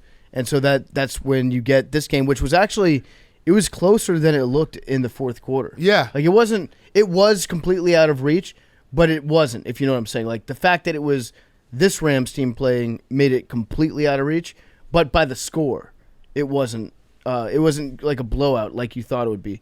And the Chiefs right now, they don't score at home as much. They are, however, 26-0 in their last 26 games in November and December, which that's a pattern. They just don't lose. Yeah, they just don't lose. And the key highlight from this game was Sean McVay got jacked up. Yep. That was pretty cool. Yeah, he got shoulder to the jaw. And I did like have a moment where when I was taking notes before the show, I just started like giggling to myself how awesome. Like it wasn't awesome that jacked up exists, but like for anyone out there who didn't get to watch jacked up, it was awesome. They just showed like people getting concussed every week, and then Tej and Boom would just yell jacked up. You just got jacked up. And like it was even in the moment we're like, whoa, that's pretty fucked up. But also when they yelled jacked up, you're like, that was awesome. It got you jacked up when you were watching it. It was a ESPN highlight, Monday night highlight of every concussion. Yeah, so it's crazy to say. What they would do, they would show actually like the players getting hit and then not being able to get up off the ground, and then getting up and like stumbling and falling down on the way to the sideline, and they would just scream, jacked up! Yeah. And then everybody would laugh. Would they do Tweety Birds? Did I make that up? I think they did. They might have had some like sound effects. Yeah, where it's like, ooh, he's dizzy. Yeah, and everybody knew when they were doing it, like, this is kind of fucked up. It's so fucking funny to think about. Like, yeah, it's changed a lot. That. And then the concussion lawsuit came, and the NFL was like, hey guys, would you mind, instead of saying jacked up, can you just say like, come on, man. Come on, man. In the same type of voice. And so that's the evolution of a Monday Night Countdown segment. Yeah. I mean, it was just he was, I watched it, I was like, jacked up. That was fucking sick. Hold on, let's just, I'm going to pull it up real quick.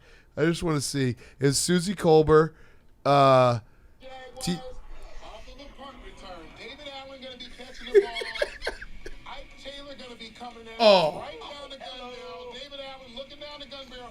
You're going to get his view of things right there.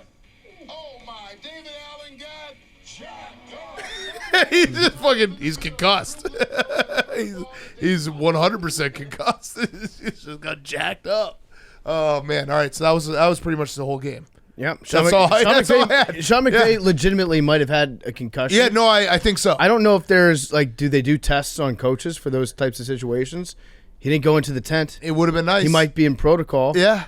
I mean, the way they were just running the ball for no yards over and over, he might have been concussed. You got to have – where's your holdback coach on that one? Yeah. That's what you got to have head on a swivel. Have to have your head on a swivel. The Rams, by the way, are going for the worst win percentage of a Super Bowl champ. Worst hangover of all time. So the Broncos, after John Elway retired, went 6-10, and then the other one was the 49ers after they won, I think, in 82. 83 was a strike year, so that doesn't really count. Mm-hmm. So they are a really bad team. Yeah, and it fell apart very quickly. Aaron Donald's still good though. Yeah, But Like, he's got to. You've got some nice pieces on the team, but I never blame a team that deals with a Super Bowl hangover because winning the Super Bowl probably kicks ass So much. and you probably just have a kick-ass summer and you do a lot of cool-ass shit, and then you come back and you're like, oh fuck, I don't want to go back to work. I just had a great summer because I'm a fucking Super Bowl champion. I just partied my dick off. And then you get back to work and you're like, oh, this sucks shit. And then you have to go out on Sundays and play contact football, get hurt and stuff. And you're like, fuck that. I'm a Super Bowl champion. I don't have to deal with this shit. Yes. I completely understand that mindset. It also probably is like kind of nice for them to be able to just say right now, like, hey, let's book our travel for January. Yeah. You know what I mean? They're like, hey, honey, like we're good to go. January 10th, we're good to go. Yeah, you worked like time and a half last season. You right. worked an extra month and a half almost. It's good for you to be able to take January off. Yeah, just like we're ready to go. Okay, let's do a couple more ads, and then we have our last 3 games from Sunday. Before we get back to the NFL recaps, I want to talk to you guys about the Callisto Protocol. That's right, the Callisto Protocol. It's an immersive next-generation survival horror video game from Striking Distance Studios. Blending atmosphere, tension, and brutality with terrifying moments of helplessness and humanity, the Callisto Protocol immerses players in a pulse-pounding story where unspeakable horrors lurk around every corner. Set 300 years in the future, players will take on the role of Jacob Lee, a victim of fate thrown into Black Iron Prison, a maximum security penitentiary located on Jupiter's moon, Callisto. When inmates begin to transform into monstrous creatures, the prison is thrown into chaos. To survive, Jacob must battle his way to safety to escape the Black Iron Prison while uncovering the dark, disturbing secrets buried beneath the surface of Callisto. This game sounds awesome. Through a unique blend of shooting and close quarters combat, Jacob will need to adapt his tactics to combat the rapidly evolving creatures, all while scavenging to unlock new, customizable weapons, gear, and abilities to outrun the growing threat and escape the horrors of Jupiter's dead moon. Fear takes no prisoners. This game sounds awesome. You can bet your bottom dollar I'm going to be playing this game. The Callisto Protocol sounds awesome. It's coming out December 2nd. You can pre-order the Day 1 Digital Deluxe Edition or Collector's Edition on PlayStation, Xbox, and PC. The recaps are also brought to you by Omega Accounting Solutions. Attention small business owners. You may be eligible to receive up to $26,000 per employee through the Employee Retention Credit. Omega Accounting Solutions can help you recover payroll tax overpayments and determine if you're eligible to receive up to $26,000 per employee. All it takes is a quick, easy, and free 10-minute consultation to determine if you qualify. Omega is a small business champion with teams dedicated to maximizing tax credits. CPAs even turn to Omega for ERC guidance. Take advantage of this exclusive small business tax credit. The 3-year sunset deadline for filing begins to close March 31st, 2023. So, learn if you qualify today. Call 800-300-9ERC. That's 800-300-9ERC. 800-300-9ERC. Or visit OmegaTaxCredits.com now. Okay, last 3 games. Niners, 13. Saints, 0. I'm so sick of the fucking New Orleans Saints. We say it every week, but this is a game that the Saints could have won if they started anyone besides Andy Dalton. Yeah, it sucks. It sucks. That's just what they're going to do. And the 49ers defense, they're awesome. They're outstanding. They're first in points per game, yards per game, rush yards per game, yards per rush, first downs per game, and pass touchdowns per game, which that's a lot of things to be number 1 in. And I'm sure that if Jameis had played, they probably would have done some fucked up stuff to Jameis Winston. It would have been hilarious, but it would have been a great game to watch. And, it is disgusting. I don't know what Jameis has done to Dennis Allen's family, why he hates him so much. Just get Andy out of here. But it's painful to watch the Saints right now. And this is the first time that they've been shut out since 2001. Against the 49ers in Week 17. Yeah, actually all 3 of their last 3 shutouts were against the 49ers. Whoa. Yeah, I looked it up. That game was Jeff Garcia, Aaron Brooks. Aaron Brooks was 21 for 33, 119 yards, 0 touchdowns, 4 interceptions. Yikes. Wow. The Niners defense is electric. They've given up 0 points in the second half of the last 4 games. That's hard to do. Their offense, looked sluggish today. That was like the part where the Saints defense actually played well. So you have to be, if you're on the Saints defense, like, dude, just let's do something else. Yeah, you know what though? I saw Jimmy G took a few shots today and bounced back from him. He didn't look great all the time. He had 222 His yards. numbers are good though too. Yeah, 222 yards, 1 touchdown, and he only took 1 official sack. But he got knocked around a little bit. And so you remember how Billy was talking about Zach Wilson being too good looking to not be tough? I think Jimmy Garoppolo is tough enough to be that good looking. Yeah. I think that's why his teammates like him. Yeah. He's pretty tough. He's literally pretty tough. He is pretty tough. Yeah. Yeah. But yeah, this game, it was a boring game in the fact that the Niners defense just suffocated them.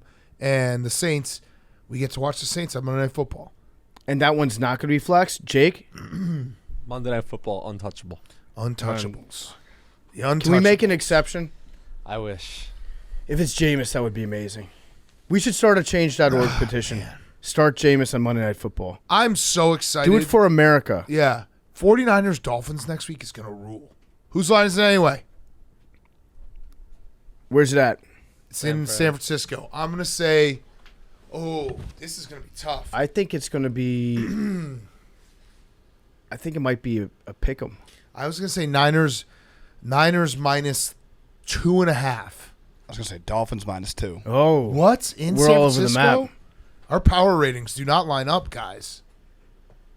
Niners -3.5. Oh, wow. Wow. That explains I was my going to go season. 3, but I was like, I feel like they would have gobbled that up. The thing is with Yeah, the, that does, Hank. You're on the wrong side of the zero. so with the Niners, their record hasn't looked good recently. You Right, know, but it's been- they're an incredible. like, they the have numbers. all the talent. In I know the the numbers have looked bad, but they've also like unmistakably they've been trending upwards. And they now are in first in the NFC West, which we all kind of figured they were going to be the team that wins the NFC West.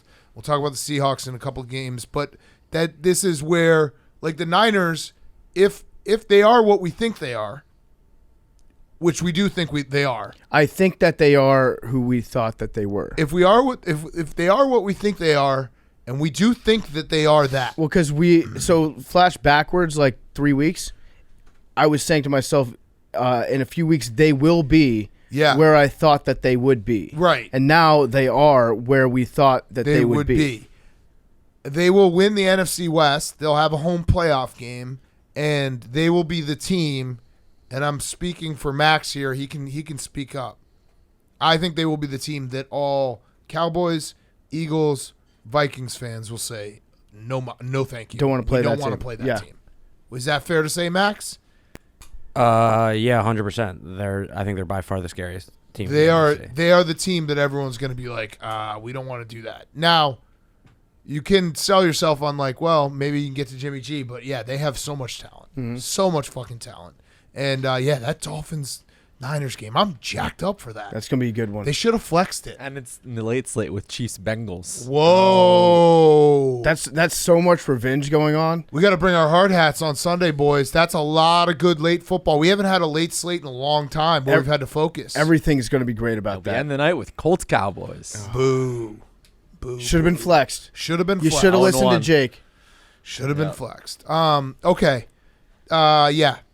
Saints, I don't just Fuck off. Like fuck off. honestly, yeah, respectfully fuck off. kindly fuck off. They just- Saints. If they had won this game, and it was a tall task to win this game, but the Saints it's got to be maddening to be a Saints fan this year because they have these games where their defense plays well and they can't put together an entire team, game, and then everyone else in their division loses. Yeah. And it's just like you could have won this game and you would have been tied for first place. Also, Saints. You have Taysom Hill. You have Alvin Kamara.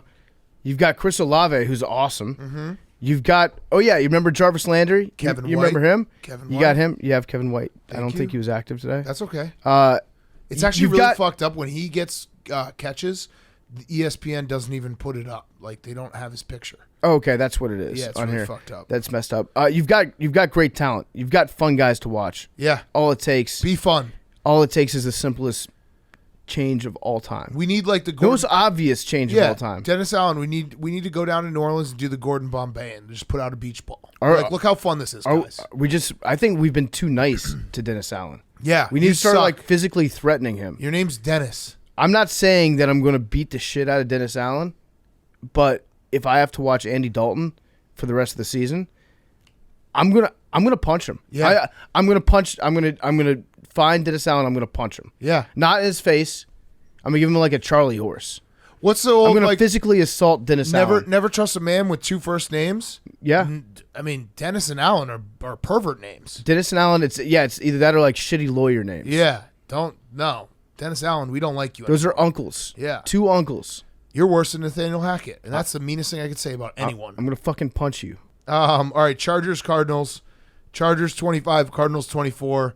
This was actually similar to the Browns Bucs game. The Cardinals were up 24-17, and there was 10 minutes left in the fourth quarter. They go 3 and out, they punt. Chargers can't do anything. They go 3 and out, they punt. Chargers can't do anything. They go 3 and out, they punt. Chargers score a touchdown. It was basically just building up to like eventually Justin Herbert will score a touchdown. Mm-hmm. And then Brandon Staley goes for 2 to win the game in regulation, which I like. That had nothing to do with analytics. That was like they keep punting to us and we can't score. We got to just end it right now. Yeah.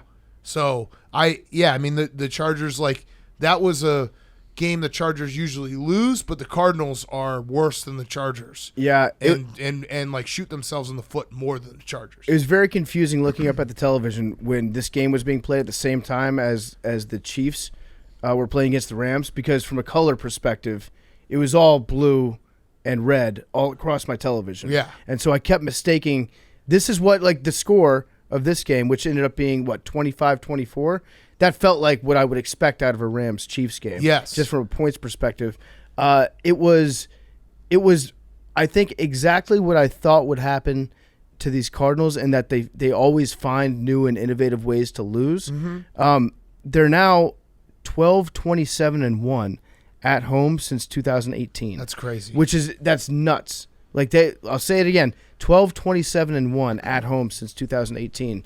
They have no home field advantage to speak of. I think they're trying to, like, open and close the window to the stadium. Like, you're not Jim Irsay. Cortez was there. Okay, Cortez was there. If you're a Cardinals fan, you got to be so upset just knowing that Kyler Murray, and to his credit, Kyler didn't play poorly all day today. No, he didn't. He did have that one bad interception on 4th and 1, and everybody was like, "Why aren't you handing the ball to James Conner?"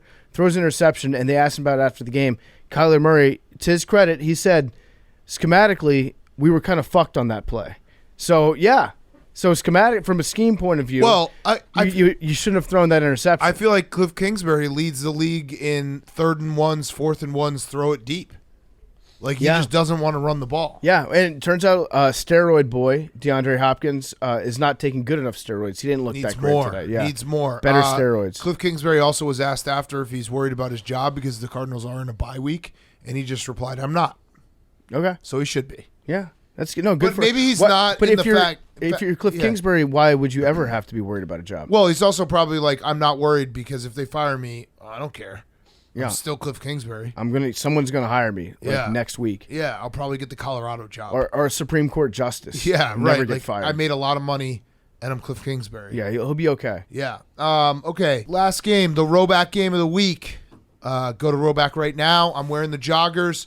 Roback released performance joggers. And the hoodie. And the hoodie. The best in the world. Hoodies, Q-zips, polos, joggers, everything. Super comfortable. My parents love the hoodie. So does my dad. Loves the Roback. Use code TAKE, roback.com, RHOBACK.com. Use code TAKE, and you can get 20% off your first purchase. Roback.com. Highly recommended. Last game, Roback game, Raiders, Seahawks. Very fun game. And holy shit, Josh Jacobs. Josh Jacobs had 303 yards. He was insane. 229 yards running, 2 touchdowns, 6 catches for 74 yards. The Raiders now have won back-to-back walk-off overtime games. It's the only way they can win games. Fun stat about Derek Carr: he's 9-1 in overtime. Yeah, he's Mr. Overtime. Mr. Overtime. Yes. So it was a great handoff that he gave to Josh Jacobs, who then ran 82 yards. Yeah. It was perfectly executed. And the Seahawks, It feels like the Seahawks and the Giants. Those are the two teams you'd circle and be like, they might run out of gas. Yeah, I mean, it's fun. The whole Geno Smith it's been incredible. It's been amazing to watch. Nobody saw this Geno Smith happening this year, but I think everyone's been waiting for Geno Smith to right back. Yeah, he's starting. He's starting right back. He's starting slowly. They do have. I looked at their schedule because I was like, I kind of want the Seahawks to make the playoffs. They play the Rams twice, so that's good, and they also play the Panthers and the Jets at home. I don't know if they split that and they beat the Rams twice. They're a 10-win team, maybe. I would like them to make the playoffs. It could happen. I would like them to make the playoffs just because of the Russell Wilson story. Now, I'm rooting against them just because they seem like the biggest competition to all four NFC East teams getting in. That's true. But, yes, it would be very fun for Russell Wilson purposes to see them make the playoffs. Yes. And just like the best revenge is living well. This would be incredible revenge by It'd be Pete Carroll. the best revenge. And the Raiders are just I'll say this: if the Raiders are going to just play fun games, I'm cool with that. Like they have a fun they've been team. depressing before this. Right. Now, what was it about the Raiders' decision making that they've gotten rid of all their first round picks, right? From the last 6 years? Yeah. No longer with the team. The one good guy that you've drafted, correct, you don't give the fifth year to. And Josh Jacobs he's an awesome running back. He's always been good. He's been a little bit banged up in the past, but when he's been healthy, he's been an elite running back. And they're not giving him the fifth year. And it feels like this whole season has been like a Josh Jacobs giant middle finger fuck you to the Raiders for not paying him. Yes, like pretty much. Did Mike Mayock run out of coupons? Why did they not elect to give this guy the fifth year last year? It makes no sense. He had a slow start to the season, and then since then, he's just been like ripping off 100-yard games. He had a couple under 100-yard games, but it's basically as Josh Jacob goes, the Raiders go, and when he's awesome, they win games. And yeah, I don't understand it either. Why wouldn't you? The only thing I can think of is because they're broke. It's also like that's a lot of money. Isn't the running back the one guy, like the one position you want to give the fifth year to, and then not have to give him a huge contract? A huge contract, right. Exactly. So I don't understand it. It's like verbal meme. Me in college, handshake, Raiders and Josh Jacob, regret not taking that fifth year. Because this is a no-brainer to end all no-brainers. He's awesome. He's awesome. And yeah, it's like a franchise tag. It's like a mini franchise tag that you could give him. Yeah. It makes no sense. All right, so let's do a little Thanksgiving Day. We're running. My voice is running out. I feel like shit. But Thanksgiving, Bills. I don't know. I mean, here's one thing I'll throw out there. I don't know why it's become. Maybe it's because we're biased and we're very open with our bias that we love Josh Allen. He's our best friend. We love him. But I had a lot of people tweeting me being like, "You guys overrate this guy. He's not that good." It's like if Josh Allen's not that good, then no one is good. Well, I literally no quarterback is good. For the most part, I've narrowed it down. If you are still a Josh Allen hater, you're either a Chiefs fan and you're pissed off because I love Josh Allen. Patrick Mahomes is better than Josh Allen. They're both great. There you go. They're both great. And I'm fine with saying that. I don't think Josh Allen will be upset. Patrick Mahomes is on another planet. So you're either a Chiefs fan. I've noticed some Bengals fans are also doing that because they're like, our guy. I'd rather have our guy Joe than your guy Josh. And yeah, okay. And so I understand where that's coming from a little bit, but I don't think that any besides fans of those two teams, I don't really Patriots fans. I think they respect the hell out of Josh Allen. All right. Yeah. So, I was throwing that out there. Okay. Jets fans, maybe? No, because they beat him. Well, no, because then you wish that you had your own Josh Allen for the Jets. We beat Josh when Brady, the Patriots were the better team, and then now it's kind of his division. Right, but I was very confused why people were saying this. And then he made that laser throw to win the game, and it was like that was the nastiest. Throw that I've Josh ever seen. Allen. Oh, it's also Vikings fans that get pissed off that we don't give Kirk enough. Oh yeah, because they think that our praise is finite, and every time we praise Josh Allen, every sentence we say, that's praise that could be better spent adding to Kirk Cousins. And Vikings fans do get upset. When the Bills won that game, I was like, that was a tough. The Lions are scrappy. The Bills just won 2 games in 4 days when they basically didn't have a home. Credit to them. That's hard to do. And they're like, oh, and the Vikings do it and you don't give them credit? And it's like, listen, the Vikings are a good team. Josh Allen's ceiling Kirk Cousins ceiling. There's a big difference. That's how I view the teams. Yeah, I mean, Josh Allen can win you a Super Bowl. Kirk Cousins cannot. that throw that Josh Allen made was just. He's the only quarterback I think that can make that. Yeah. I don't think Patrick Mahomes can make that throw. It's not a takeaway from Patrick Mahomes. He does other things that Josh Allen doesn't do that's super impressive on its own. But Josh no, Josh Allen's like pure arm Josh strength. is the only guy that I could Yes. see making that throw. And to be honest with you, that's one of the throws that, like a couple weeks ago when his elbow was 100%, like he wouldn't make that. It would get intercepted. Right. It would be a disastrous throw. Yeah. So that was my big takeaway from that game. The Cowboys, shout out the Giants, all time backdoor cover. Like they just never gave up. Yep. I love that from them. Dable freaking out. It was also the over. It was the over. The over, yeah, and the over. The overs club, which we hit easily. That probably had. I mean, I know it happened in my family. It was right at that time too, where like the families are all still together, and there's definitely a lot of people like AWLs that were rooting for the Giants to cover the spread or the over. Where aunts and uncles are probably like, "What? This game's over. Why is this happening? Why are you celebrating like this?" Thankfully, I've gotten to a point in life where I can just say out loud, like I just told everyone out loud. I was like, "Hey, we're trying to score 145 points today. That's number one." And then I was like, and I have the Giants, so this is important. And everyone's like, okay, cool. Like they know, like, Yeah. I'm gambling today. We, It's my holiday. We tried to get this. We tried to get the Bills Lions game turned on one of the TVs in Qatar, where they were broadcasting all the World Cup games.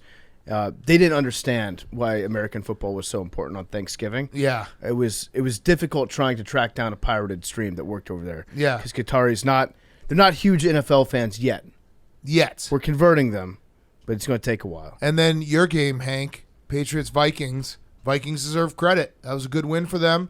Kirk Cousins, that was probably Kirk Cousins' best game of the season. He was pretty much lights out the entire game. I think he might have had one pick, but like he was very, very good the entire game. Mac Jones looked okay. He actually looked better looked than good. okay. No, he yeah. looked good. He was looked good. throwing bombs. It was more the Patriots just did the things that you never expect out of a Belichick team, special teams, and like dumb penalties. I mean, it was special teams. It was the kickoff return touchdown, which there was probably a holding penalty that they didn't call. Not going to blame the refs. But then the game really ended when they got the running into the kicker, 3rd and 5. Vikings got the ball back, scored. Game was pretty much over. What about the Hunter Henry catch? That was a total like live and die. That was a touchdown. That was the Jesse James catch. And everyone was putting up the Kelsey clip from earlier in the year where it was like the same thing, and his was I think the that guy the NBC, whoever the ref correspondent for that day was. I wasn't really familiar with him. Terry McCauley? He's on the list. Oh, He was he's a hater. adamant. He was watching the film where you don't even see it hit the ground. He's like, nope, hits the ground. Clearly not a touchdown. But the video that they were showing just completely disregarded it. It was a touchdown. It was a touchdown. absolutely was a touchdown. I thought Jesse James was a touchdown too. You got the benefit off that one, the Steelers Patriots game. But yeah, that was one of those ones. It was actually kind of like the DK Metcalf one. It's like, okay, yeah, if we slow it down and like to the nth degree, yeah, I guess it's not, but it's a touchdown. Also, the CeeDee Lamb one from earlier in the Cowboys game, that made even less sense. Yeah, it was a touchdown. It should have been a touchdown. I agree. I completely agree. I woke up the next day because that game started at about 5 a.m. I tried to stay up to watch it, and I woke up and the first thing that I saw was Patriots fans like highlighting the rule book and showing why that should have been a catch.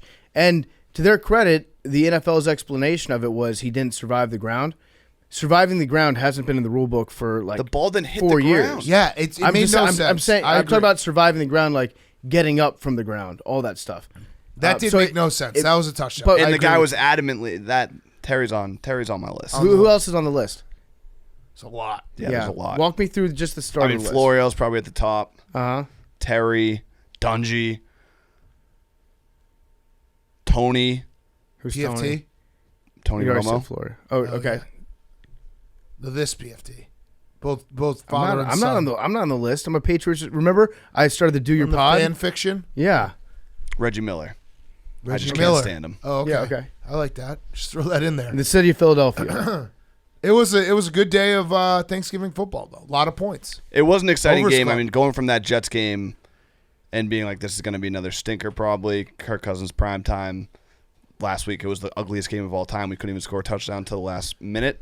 it was a very enjoyable Thanksgiving evening up until the fact that we lost. And it was I was tracking the overs club all day, and I was like, we're just gonna need a Mac Jones versus Kirk Cousins shootout, and then it happened. I was like, this fucking rules. The other takeaway is that I think Micah Parsons, when he's activated, is like the best defensive player in the NFL. Yeah. Oh yeah. When they turn him loose, it's his league. and they just say, okay, Micah, your assignment is to just go out there and fuck everything up.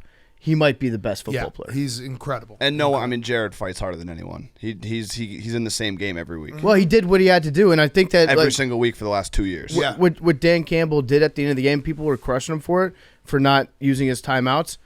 But his logic was kind of sound, which was, I don't want to give Josh Allen any time to win this game. Yeah. He just, who could have imagined that Josh Allen could have done what he did in what was it, like 13 seconds, 12 seconds? It didn't make any sense. Don't say 13. 12 seconds. It was like 12 seconds. It was more. like It was like 30. it was like 30. Was it? Yeah. It was that many? Yeah. Well, Maybe it was different Qatari.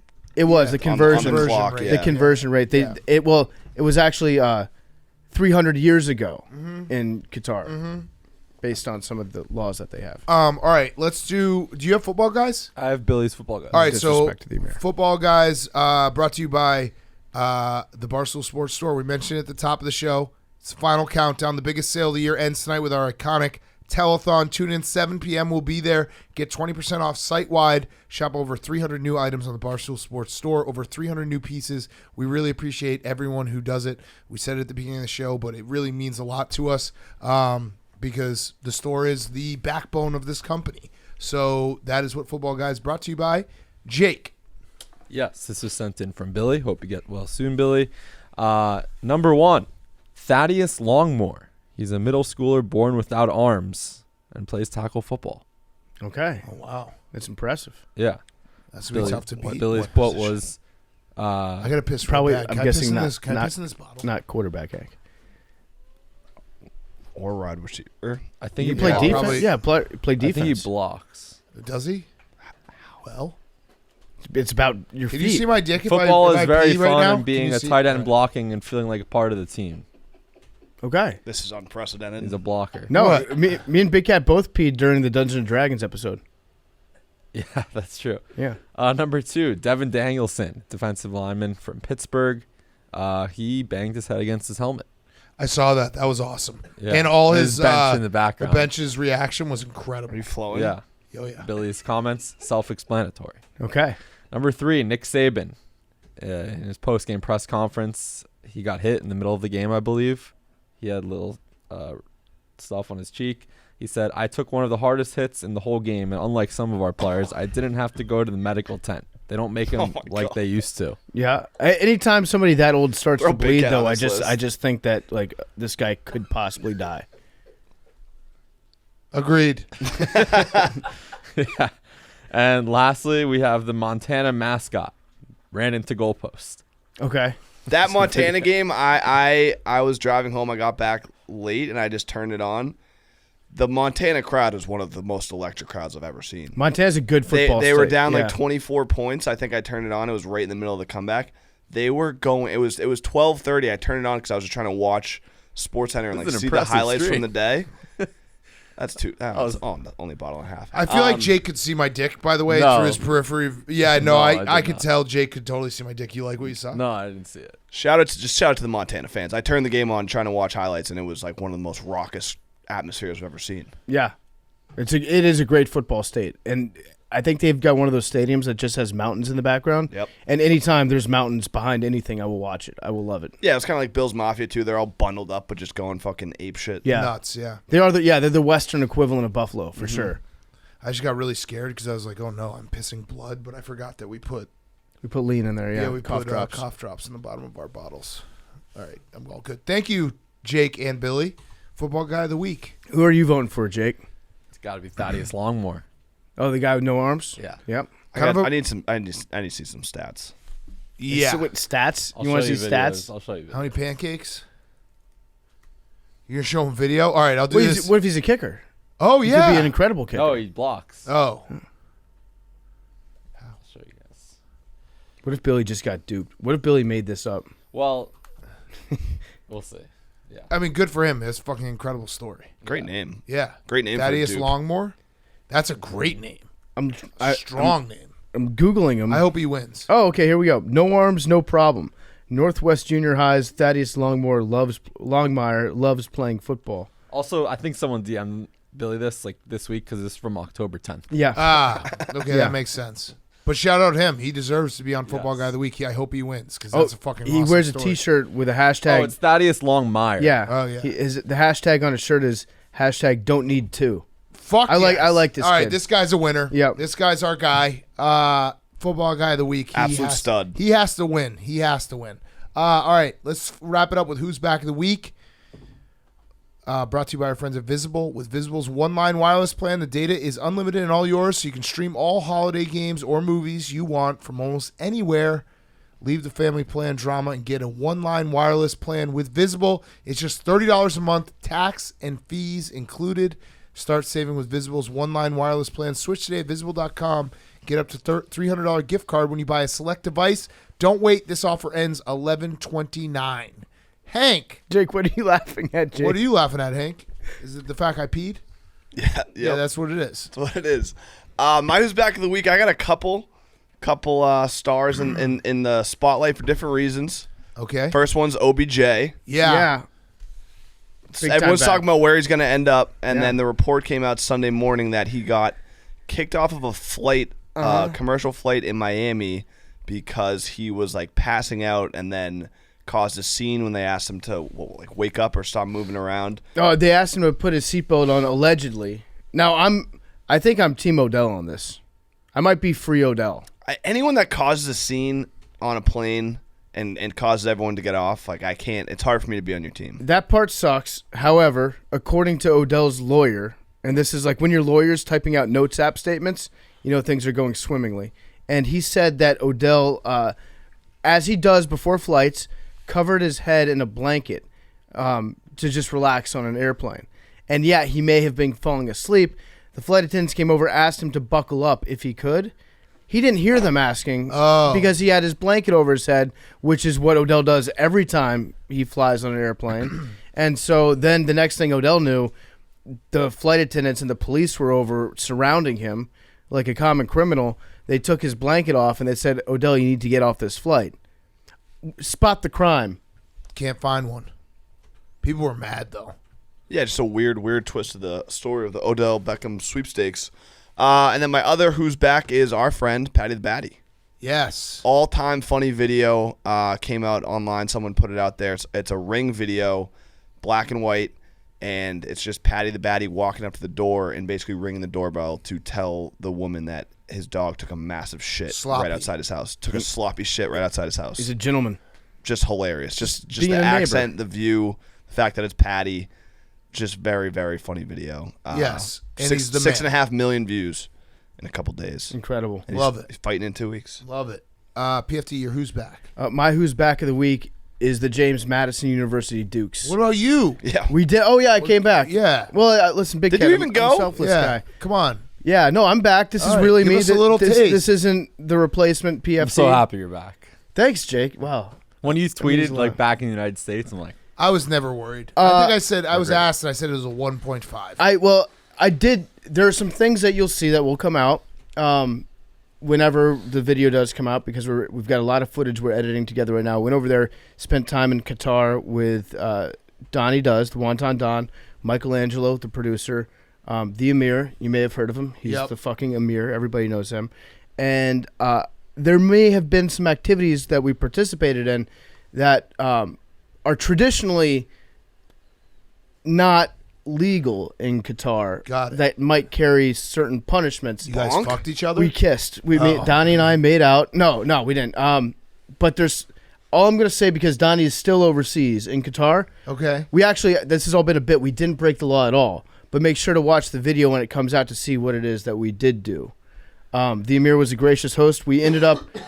So we talked a lot about the Emir, tweeted a lot about the Emir, and we ended up eating Thanksgiving dinner in the Emir's suite.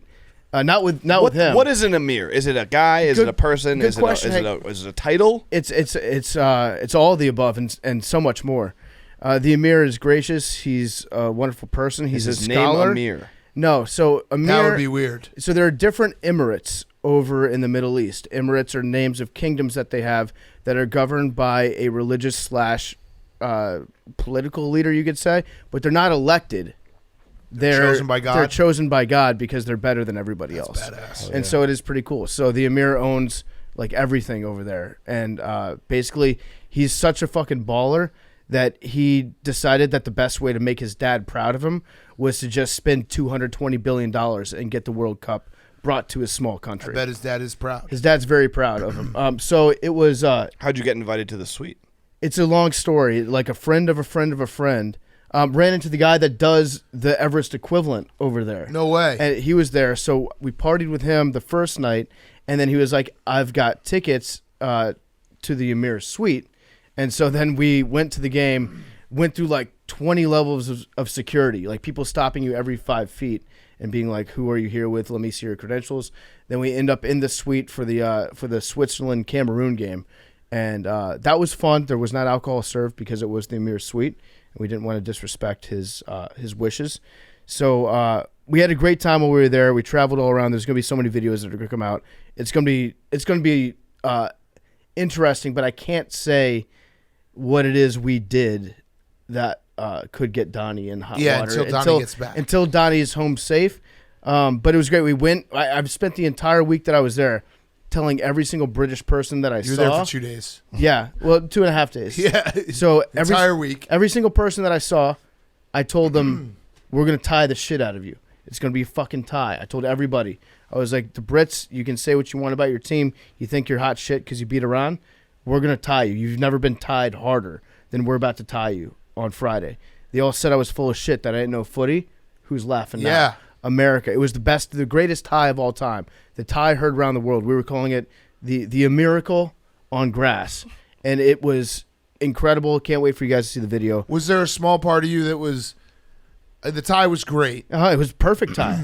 But you traveled all that way and didn't get to see a goal? I traveled halfway around the world. Cameroon. I would They had to have scored in that game. Switzerland did. Hell yeah. Nice. I traveled halfway around the world with a singular mission to bring home a fucking tie to the United States. did. And that's what I did. We tied a goal would have been nice. Goal would have been nice. But it I was just, still- it was still as a I was tie. watching the game, I was like, this would kind of suck if there was no goals. Yeah.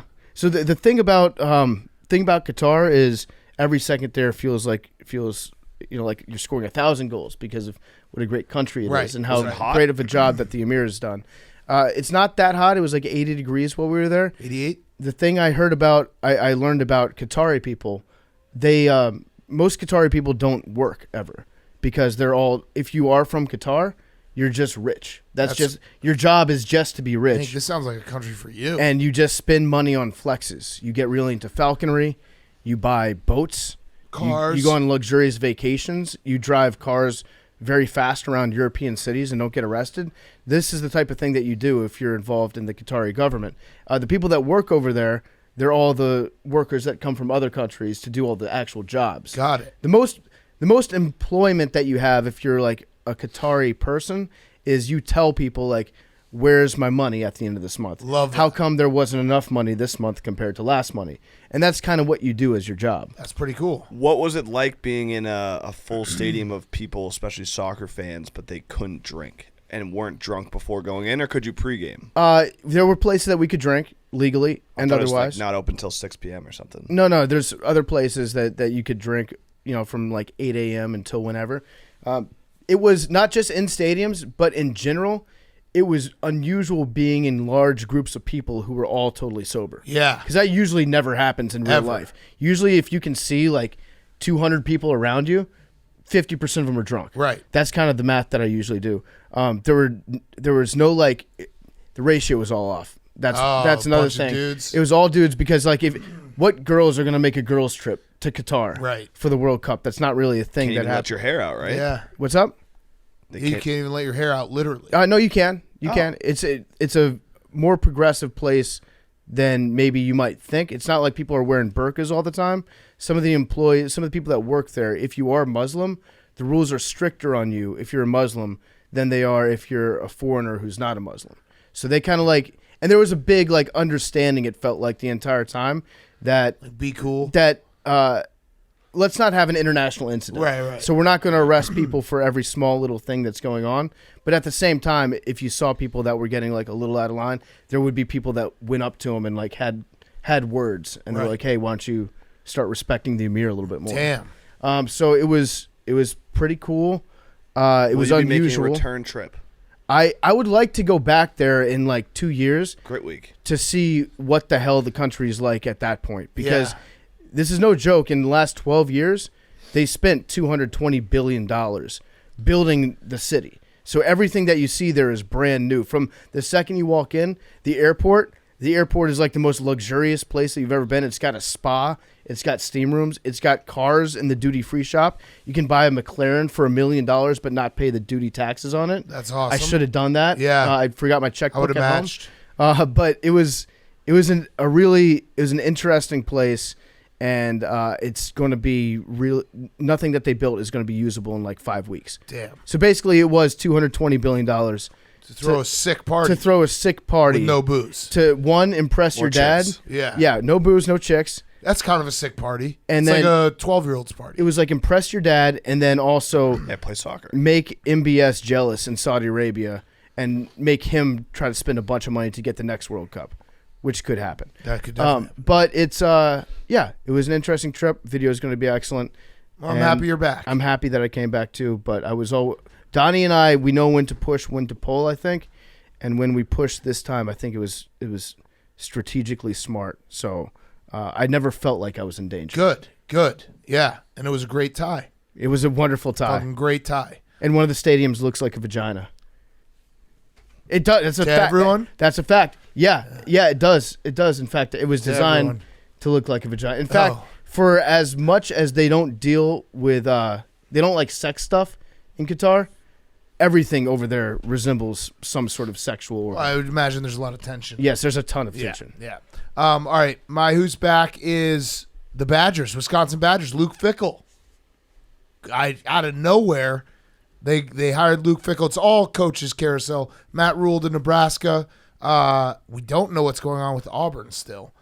But not that's Lane weird. Kiffin. Not Lane Kiffin. It's Hugh Freeze, right? But he hasn't signed yet. Yeah. And also, there's a report. Hold on, I'm going to find it. Cadillac Williams announced that 12 players on the team have given their life to Christ this year. So I feel like he's making a good push for this. Does that improve their rankings I don't for know. the college football playoff? I don't know. But yeah, college football, we'll talk about it all on Wednesday. Luke Fickell, completely out of left field. Never even thought he was available. Love the hire. Excited because Wisconsin could not have been more like bottomed out this year. But yeah, we'll get into the whole college football playoffs because it's maybe the least exciting championship Saturday we've had in a long time. It feels like everything's pretty much set except maybe the Pac-12 championship. Or like, yeah, if TCU loses in the Big 12 championship, I think they're what does still that in. affect? I think they're still in. I think that there's a lot of voters out there that are chomping at the bit. The way Ohio like, State lost to doubt TCU. changes a lot of how everyone viewed. Like if Ohio State lost close, it would have been different. The fact they got absolutely smushed by Jim Harbaugh yet again, that was awesome. That was awesome. Ryan Day, born on third. But yeah, Luke Fickell, Wisconsin's back. I'm very, very excited. It's been a long time since I've been this excited about the Badgers. It's a good hire. Yeah. And recurring guest. Jake, finish us off before I totally lose my voice. My who's back is slapping. We had an emergency podcast when Will Smith had the slap, and now we have it on the basketball court. I don't know if you guys saw this video, but Yeah. Doug Edert, NCAA tournament legend from Doug. St. Peter's, he transferred to Bryant. They beat Syracuse this weekend. We don't need to talk about that aspect of this, but Judah Mintz from Syracuse and Doug Edert got in a slap off, and they both got ejected, and this was very interesting. Never seen a slap off on the basketball court. Doug made a business decision during the Yes. slap off.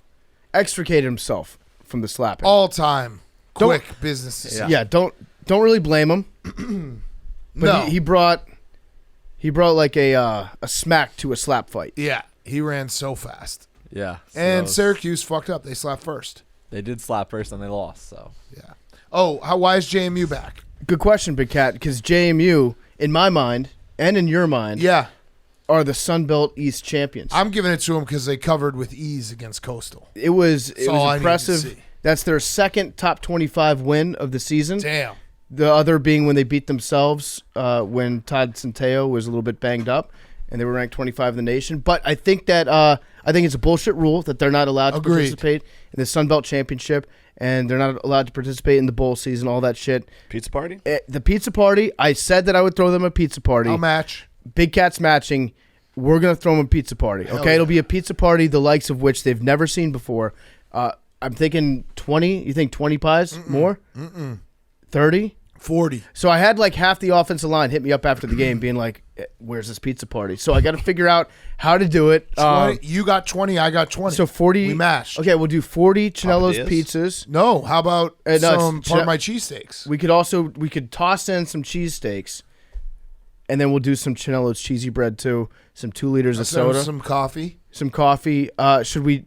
I was thinking that we do a banner too, like Yeah, okay. Sunbelt East champions. But a small one. yeah, I never said how big the banner would Yeah. be. Yeah. It'll be a personalized, but they're probably not allowed to hang in the stadium. Yeah. Due to conference regulations. But I mean, it's not their fault that they're banned from the postseason. It's bullshit. The school moved up their first season ever in FBS, and they win their fucking conference division. That rule should only be if you move down.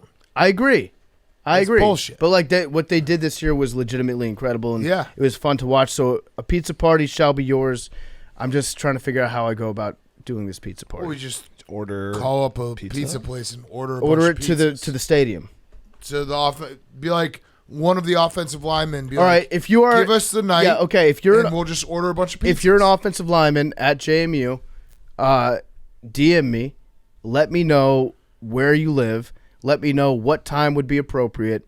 I will then send you all the money, and then you buy the pizzas. No, I think we have to buy the pizzas. That's a pizza party. This is- Terrible idea. Well, hey, the worst idea all I've ever right, seen. fine, fuck it, fuck First it. of all, you said they already DM'd you. So just DM one of them back. Okay. And be like, where do you want the pizzas and at what time? Yeah. And then we will order the Where, pizzas. what time pizzas, and then we're gonna order too many pizzas for you. Yeah. 40 One kid's gonna get one pizza and then have like $300. Yeah, I for himself. know. Yeah. 40 College pizzas. kids.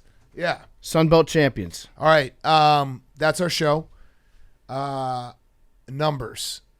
So I on Friday, Black Friday, in an effort to promote Wait, some wait. merch. Before you do this, no, Hank, have you no, ever gotten no, this? no, no, You've never gotten no, it? no. I'm gonna do 17, Big Cat. In I'll an do effort, 64. in an effort to promote some merch, I said if you buy some part of my take item and tweet me the receipt with a number, I'm gonna put your name. I made a giant Google spreadsheet. Took me all afternoon. Over 150 names. It's all organized. I was gonna start with the number that was most suggested, which was 17. PFT took that like an absolute What? biatch. What? You took your fucking time figuring out what number you were gonna pick. Spreadsheet. Well, I was trying to I explain. was trying to move the show Taking along. the fun Hank. out of this. Wait, you have to win with your number, not someone else's? No, I'm using. These are my numbers. These are just suggestions from these people. I'm gonna go with 31. By the way, if you win, 18. do you think they'll be like, we'll just like go crazy and like, I'll go crazy. I was just thinking like, 20. what if we went crazy and like, like a college basketball locker room where they're just spraying water on them? Mm-hmm. That would be crazy. I think You if hit it I think today, if I we just, I think like, if I sprayed water on them all over the place. no. If you hit this, I'm dumping my urine on you. Just so you know. I'm just saying that right now. I'm dumping my urine on you if you hit this. All right, fine. Okay. Great. So shout out to the people that So what's your number? 31. Have you ever gotten it? McLaurin, McBaron, Midhat, Mike Jr. All right. 17, Max. 20.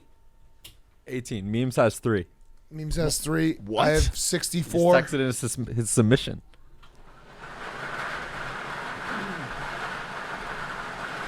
31, baby. Give it to me. Give it to me. Oh my God, that's gonna be disgusting. I don't care.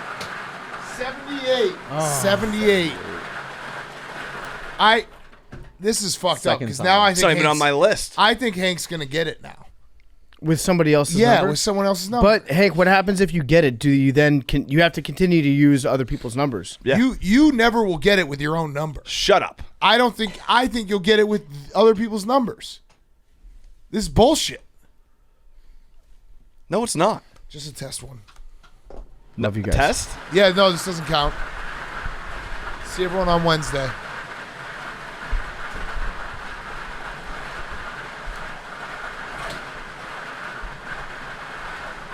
$31. No, it's not.